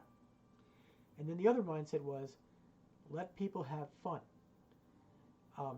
And I personally always come down on the side of let people have fun, because the reason that they're playing the game in the first place is to escape from the monotony of their normal lives, to escape into a world where they don't have to be burdened with the crap that they deal with on a daily basis. And why should they have to grind through something when all they want to do is enjoy it, So that was always my argument, and the reason that I always looked at things and was like, I think we should just make everything more accessible.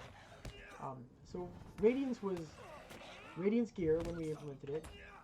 I did help push it along because we were fighting, an uphill battle at that point where there was a lot of difficulty in being able to really get the team that we needed, because we were fractured at that point. A lot of our seasoned designers have moved on to other things.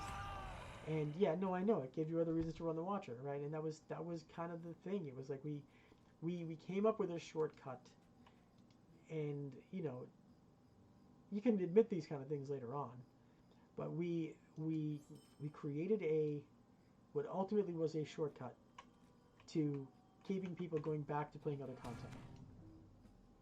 It was to me, that was, looking back at it, I hated the decision, because it was one of those things where the more you looked at it, the more it was doing exactly what you just said. It was forcing people to go back and do things. And if they wanted to do it, great. If they didn't want to do it, why are we forcing them to? And that was always like just one of those things that stuck in my craw. One of those things that I was really bothered by. So I was never a huge fan of I shouldn't say never. I ended up fighting against Radiance, and I ended up being the one to say, you know what? It's time to go deal with this problem, and I'm the one that actually stepped out in front of everybody and I did it. I took the hit. I explained it. Explained our decision process and why we did what we did. Again, I enjoyed really stepping out and interacting with the community. I felt like that was one, as a designer, if you're not listening to, and granted, your forums are an extraordinarily minor and very vocal part of your player base. But, and I will tell you this, there were very few designers that would actually jump into the game and play it religiously every night and get the temperature of the actual people playing the game too. To me, the only way to approach that is to sit down, play your game, listen to the forums, balance between what people are really saying inside of the game and what people are saying outside of the game, and figure out where the real pain points are. Because pain points are real. Like there are things that people will look at and say, this is an issue. This is something that was terrible. This was a really bad decision. And they'll say that on the forums, but when you get into the game, that's not really the sentiment. You have to kind of cut through the crap in order to find the truth. And that was one of the things that I love doing. Yeah, we did. We course corrected. Like we fought. Like there were fights. Like that was. I mean, I shouldn't say fights. There were discussions. There were some really difficult decisions that had to be made, and there were some things that we just said, look, it's time to fix this problem. Let's do it. Who's going to be the person to go out and talk about it? Exactly. Push and pull. 100%. Design is a battle of arguments.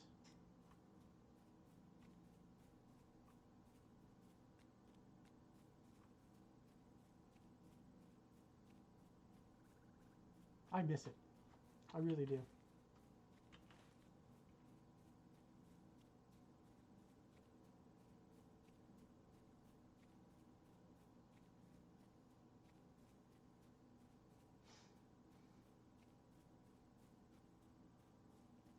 Oh, yeah, I did fix this. Right. I remember the launch of this, how this area over here where the brigands are in these little mini camps. You remember how bad this was at launch? Oh. I remember you would pull one group and you'd get like 15 guys. What a pain in the ass that was. I remember going through and ripping this to shreds.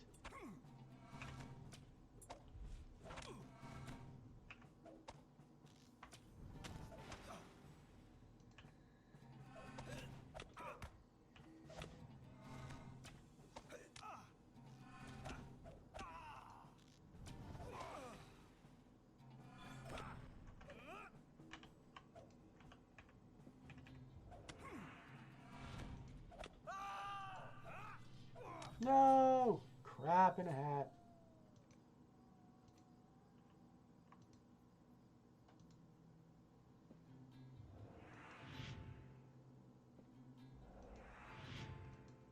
So the old forest. You want to talk about something fun? Yeah. We...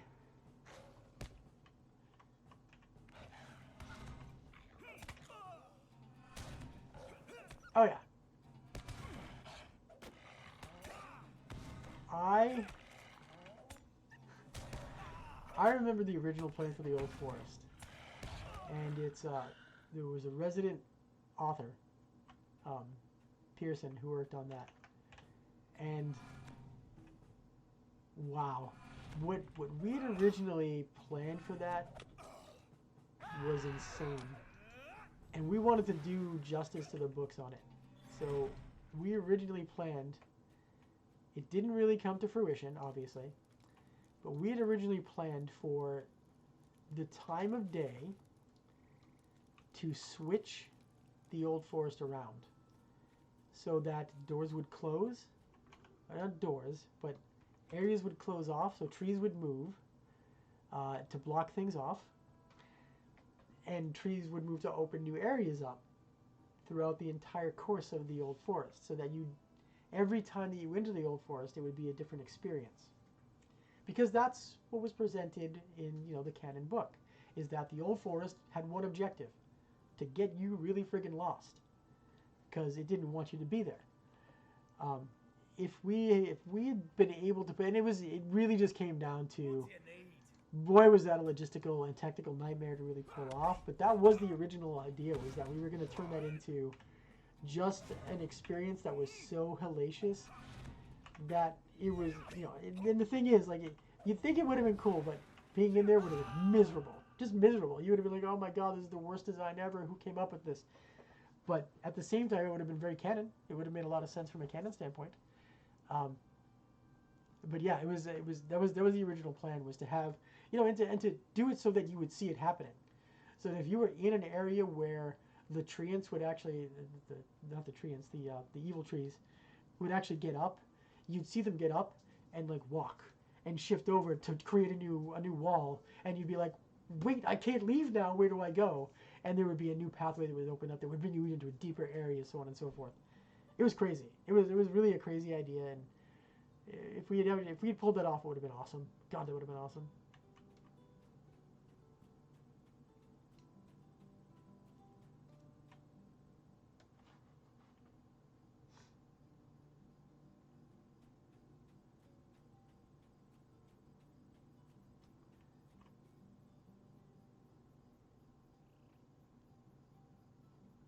Oh, that was the same team. That was the same team that did all the music for the game at launch. It was just so good. It was so good. They captured the game so well. Like, they captured, I shouldn't say the game, they captured the world so well. They knew everything that they needed to do. And they did a fantastic job. Like, the music in this game is still, like I said, some of the best that I've ever heard in any game ever. I mean, hell, when we launched Rohan with the whole friggin' score, that was crazy. Yeah, it did. Yeah.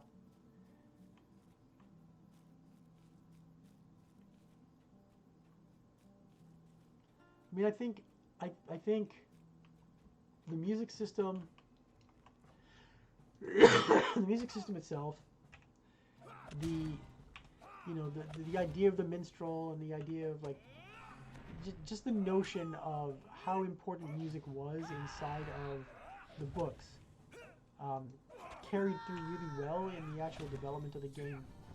And I feel like that was one of the main successes that we had, was that we were very good at actually capturing a lot of that when we sat down and built everything. And we had a really talented musical team that worked on it.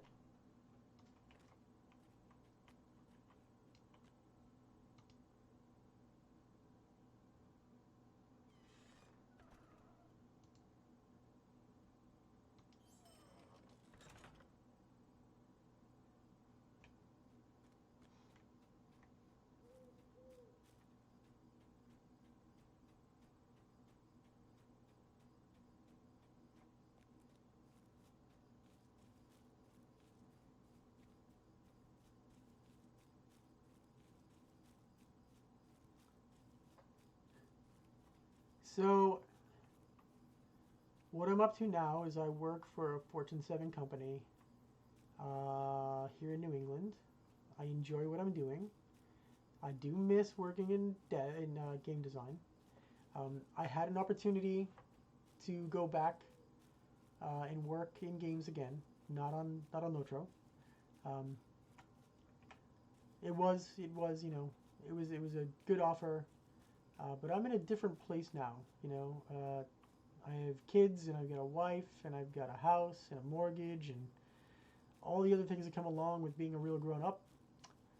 And it came down to a couple of things, mainly commute, because my kids are young, and frankly, money, not gonna lie. There's not a ton of that in games. And, unfortunately, there are things that win out. I do miss the hell out of design, though. That's why I do things on my own now.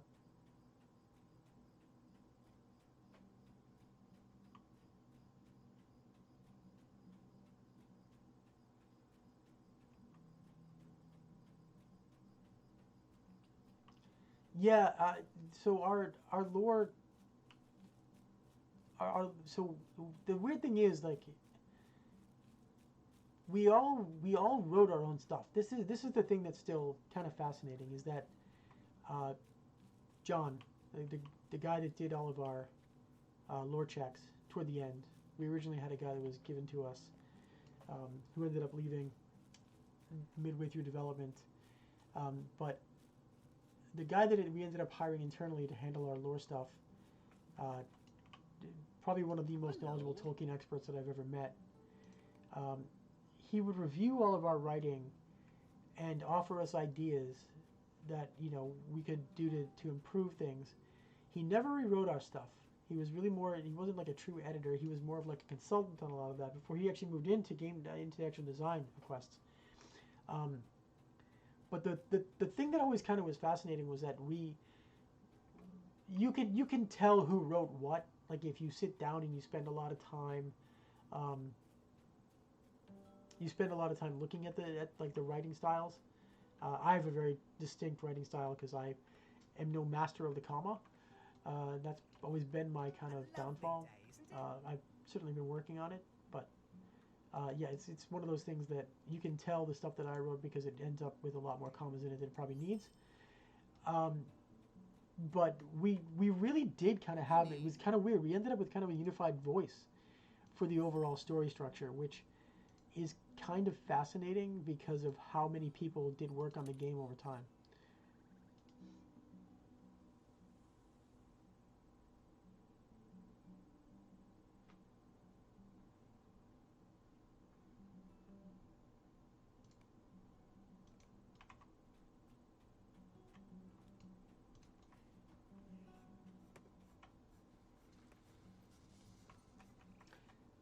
Yeah, but it also like puts like I like ellipses and I like commas and I overuse them. I know I do.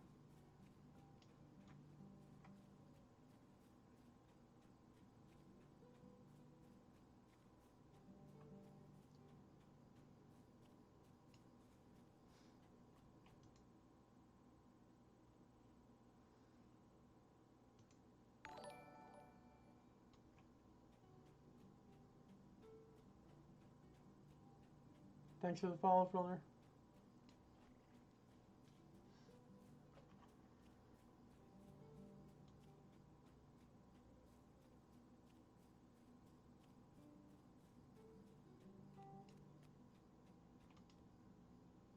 How can I be of service?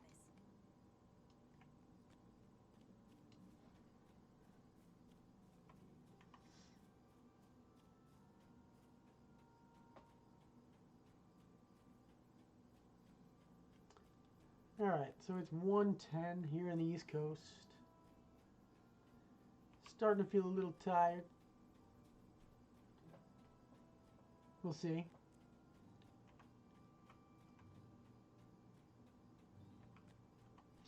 The voluntary crew which worked on it, yes, I was.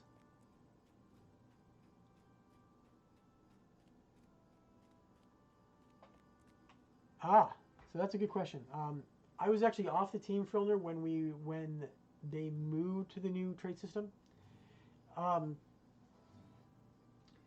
driving factor behind it was definitely the influence from other games that were successful. The influence of things like the influence of things like Rifts, like Rift, yeah, Rift, and like GW2, and WoW, and EverQuest, and all the other games that actually had split trees were definitely driving factors behind the move to class traits at the time. Like I was no longer part of the team at that point, but I was still in pretty good contact with Jinja and other team members at the time. And you know, those were discussions that we were having for a long time. I really was pushing for a lot of that early on, but we never really had the opportunity to really put somebody on that specifically, and it needed somebody to really just focus on it flat out. But yes, in terms of the Bree revamp, I was one of that small crew. In fact, I might have been that small crew. We didn't really talk about like stuff like that back then, but I may have been the whole crew. How do you do? Because we didn't really have a crew. I was the crew.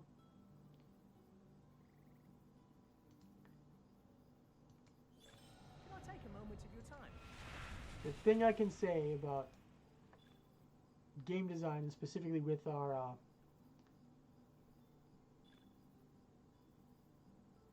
yeah, I may have.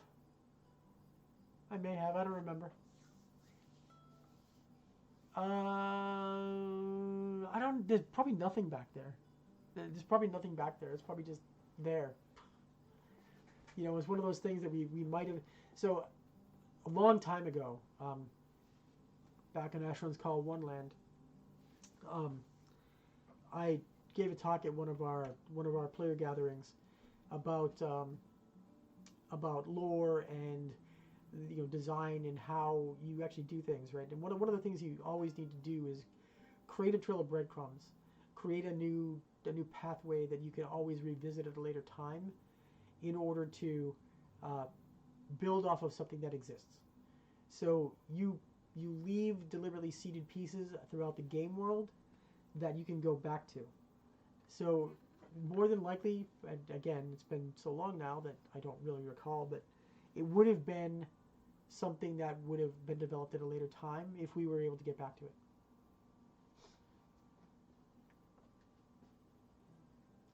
Oh yeah, no, we had to do that kind of thing to keep people from getting on top of roofs and whatnot. We were never planning on people to see the world from a top-down space, and if you could see the modularity of everything, it would ruin a lot of the immersion.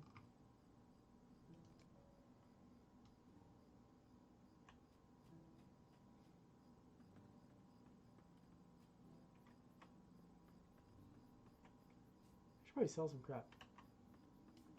Bags are getting full. Greetings. Oh, you suck.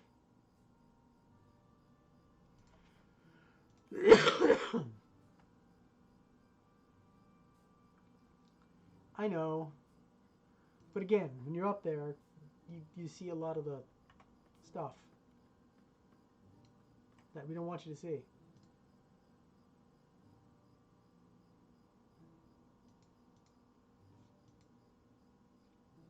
I put my hat on. Had that for a while. And that cloak. Had that for a while. not playing right.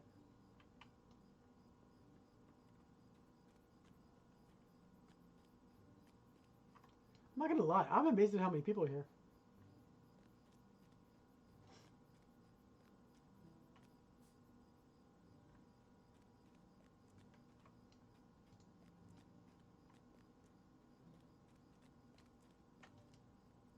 Might I take a moment of your time?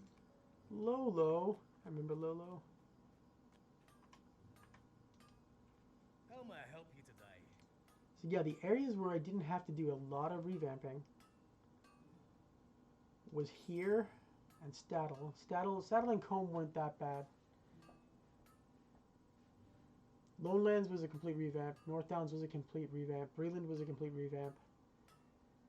Shire I left untouched. And Shire I left untouched because the guy who developed the Shire, I think he's still at Standing Stone, Lions, he was, like, that area was just, when it was done, it was pretty damn perfect. Pretty damn perfect. Pretty damn good. Didn't really need a lot of love.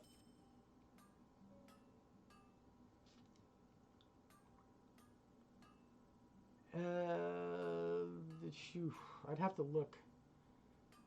I think I did all the 3-man instances. I know I did all the Mirabelle instances, but I think I did all the 3-man instances. I can't remember off the top of my head anymore.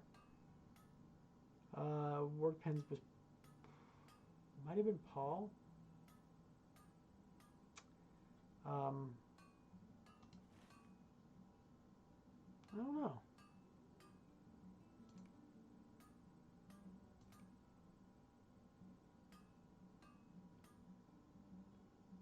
Might have been. I don't know if it was me. I don't think it was me. I don't think Work Pens was me. Let me look it up real quick, because I can tell just by looking at what the things were inside. Yeah, no, wasn't me.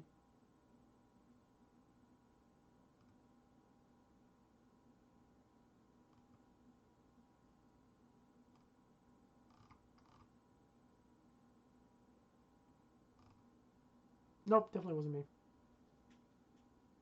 I did not work on Dol Guldur.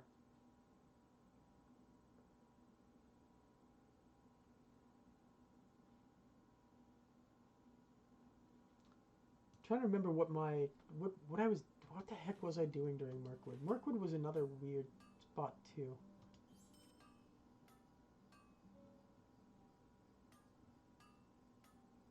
I want to sell. I'm gonna sell it. I don't care.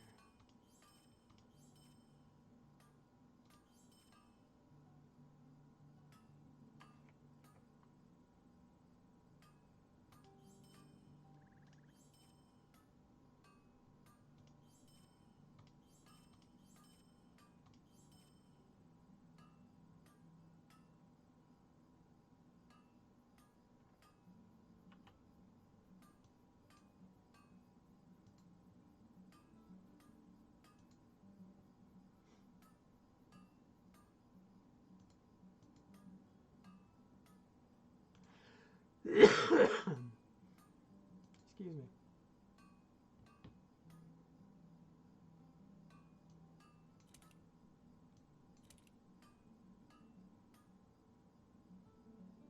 No, I was not involved in the skirmish system. I was working on, you probably missed it earlier in the conversation, but I was working on a super secret PvP piece at that time.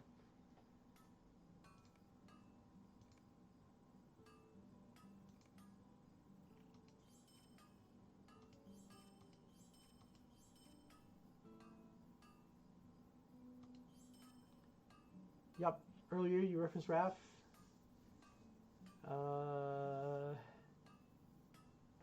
What were games that influenced me? It might have been Creative Center for my progress in the field. Okay. So, I will be super honest. I lucked into the whole thing. One of my really good friends was the community director for Turbine. One of my other really good friends had been hired on as a designer at Turbine. I was working at Fidelity Investments as just a corporate wage slave, Shadowrun reference, just doing phones and trades and whatnot. And the position opened up as a community rep at Turbine, and I got my foot in the door. To be honest, I was not really a huge fan of Ralph Koster's. Of course, I read his book, Theory of Fun. I played EverQuest, but I wasn't a huge fan of EverQuest. I was a much bigger fan of AC. I like the openness of it. I like the fluidness of it. I like the the fact that there were no like crazy skills and cooldowns and things like that. So my influences were definitively just role-playing games, role-playing systems in general. They weren't like video game style things, other than I mean, again, my major video game style of play was always things like Civilization. Like I said, I didn't own a PC until I was in my my mid-20s. I didn't even own a PC. My parents worked at Digital Equipment Corporation, and I played games like Zork, which is probably where a lot of my influence, like in early gaming, came from. Was games like that. As far as like design comes from, it was all pen and paper. And I mean, because MMOs are really just, I shouldn't say that. It was probably muds and mushes and pen and paper that were my main influences. So that's really where a lot of it came from. My career was really just kind of built around, and this is going to sound weird probably, but it was gut. It was just my gut feeling on what good design was, and just a baseline understanding of systems and mathematics and social play. That's really what it was all based around. So, I really looked into it, and I know I did. And for, 13 years, I got to do something that I think a lot of people dream about doing, and I would like to think I was pretty good at it. So, I don't do it anymore. I would love to, but it's just not something I can do at this point. But yeah, like as far as like people that influence me, I harken back to maybe Garriott. Like the Ultimas are a huge piece of things that I like Ken Rolston and what he did with the Elder Scrolls series. Things like that. Those were people that influenced me probably more than like a Raph did. Raph, I mean, what he was able to do with EverQuest and then SWG was pretty amazing. There's no doubt about that. SWG was just, there were some things about SWG that I thought were absolutely positively amazing, and there were things about it that I was just so frustrated by. The fact that the economy was 100% driven by the players was such an amazing feat of design. Like that to me was just like shocking that they were able that team was actually able to pull that off. The gameplay experience of Star Wars, I felt like that was the afterthought, and to me it was like, shit, man, like, why did you not spend the time on the moment-to-moment execution when you spent so much time on the long-term like engagement? There was no appreciable end game, and I'll be clear, that is pretty much one of the biggest failings of most designers, specifically MMO designers, is the absence of an end game at launch, or the absence of the understanding of the necessity of an end game at launch. Does that make sense? I don't know if it makes sense.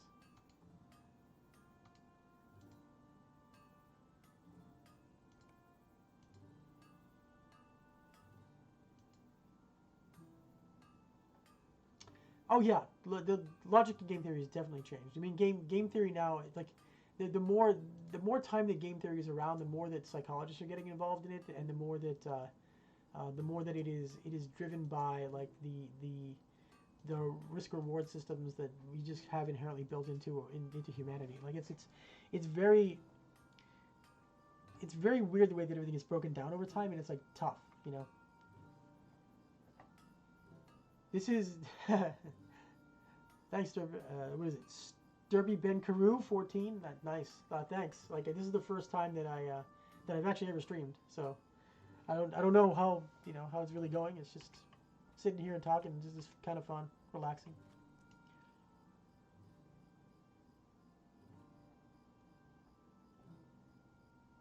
Thanks. Glad that I had a hand in it way back in the day.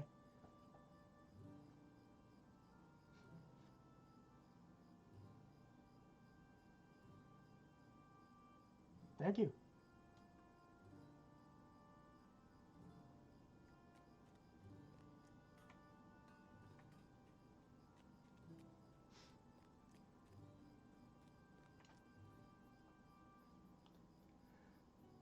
All right. Ellie. Ellie's back here.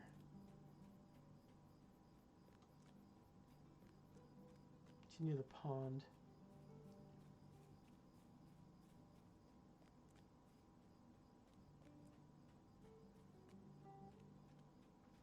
Oh yeah, no, you're right, Heineken. That was I mean, to me, one of my favorite games growing up was Metroid, and damn, like that game nearly broke me. I was, what was I, 11, 12 when that came out, and it nearly broke me. Like because you would advance so far in the game, and then things would just go south on you so quick, and you'd make one wrong move and it'd be over, you know.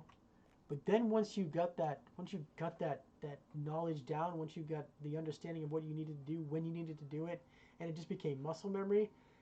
I was one of the first people I knew to actually get Samus out of her armor. You know, I remember doing that. I remember showing it to my cousin and being like, "Dude," and he was, I don't think I said dude. I probably was like, "Ray, check this out." And he just looked at me and was like, "What did you do?" And I was like, "I beat the game 5 times or whatever the hell it was." And he was like, "That's crazy." Yeah, exactly, right? Oh, wow, that's far out, man. Yeah, but yeah, it was like, that was, back then, yeah, games were very different. It's like if you look at Super Mario Brothers, and you look at Mario Odyssey, right? How far have we come from the game playing standpoint? And I love that, like, Mario Odyssey, until Breath of the Wild came out, was probably one of my favorite games of all time. And it still is. Like, it's still a great game. But when you look at where you started and what you have now, we have progressed so much as a game playing society that, those common frustrations that were viable or as endearing enough back then they're just no longer viable. You need something different. And it's funny because the callbacks that they put in are so diminished from what they were in the beginning. Like when you get to the main city in Mario Odyssey, and you get to play the Donkey Kong level, like that's not what Donkey Kong was like. Donkey Kong was one of the most punishing games I ever played as a kid. Like, punishing. Yeah, exactly.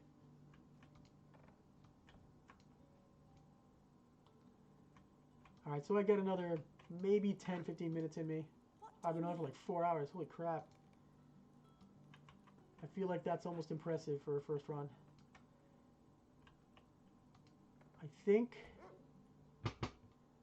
I may call it quits here, folks. And now I peaked. Look at this. I'm hitting my peak, and now I'm going to be leaving everybody. Now I feel terrible. At the same time, I do need to get some sleep. It is late. I will be up at 5:30, 6 o'clock in the morning to deal with my children, who have been home for the past 10 days already, which is insane. 11 days? 11 days. Oh, it's nuts. So, I will very likely do this again. If you guys have actually enjoyed it, thank you very much. I'm going to probably clip this up and drop it up on YouTube tomorrow. I'll put it up under the same name. And yeah, so this will be a really long stream. I think it'll be about a 3-hour and 45-minute stream when I put it up, which is kind of crazy. But what we'll do, What I'll do is, if I do this again, I'll set it up for like probably 9:30 to 11:30 every night or so. Not every night, but every, maybe every other night or throughout the week. Thanks for the follows, guys. Very nice. Yeah, nice meeting all of you too. And like I said, like this is just going to be like a stream of thought. If you have any questions, I'm probably not going to do a lot of breaking down the game. I mean, it's been out for 13 years. It's not like people don't know how to play the game already. But yeah, and you don't expect me to be stellar at the game because I haven't played in quite a while. So, it's going to be just hopefully fun.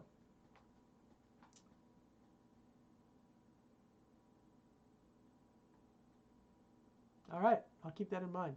Thanks for all the follows, guys. That's crazy. Thank you. And with that, I will say a hearty good night. Oops.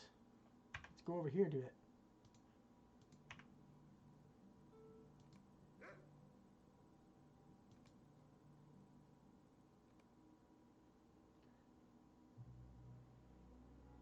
I'm glad you enjoy them, Heineken. I'm glad you enjoyed them. And then, to be honest, it was my honor. It was my pleasure. Good night, folks.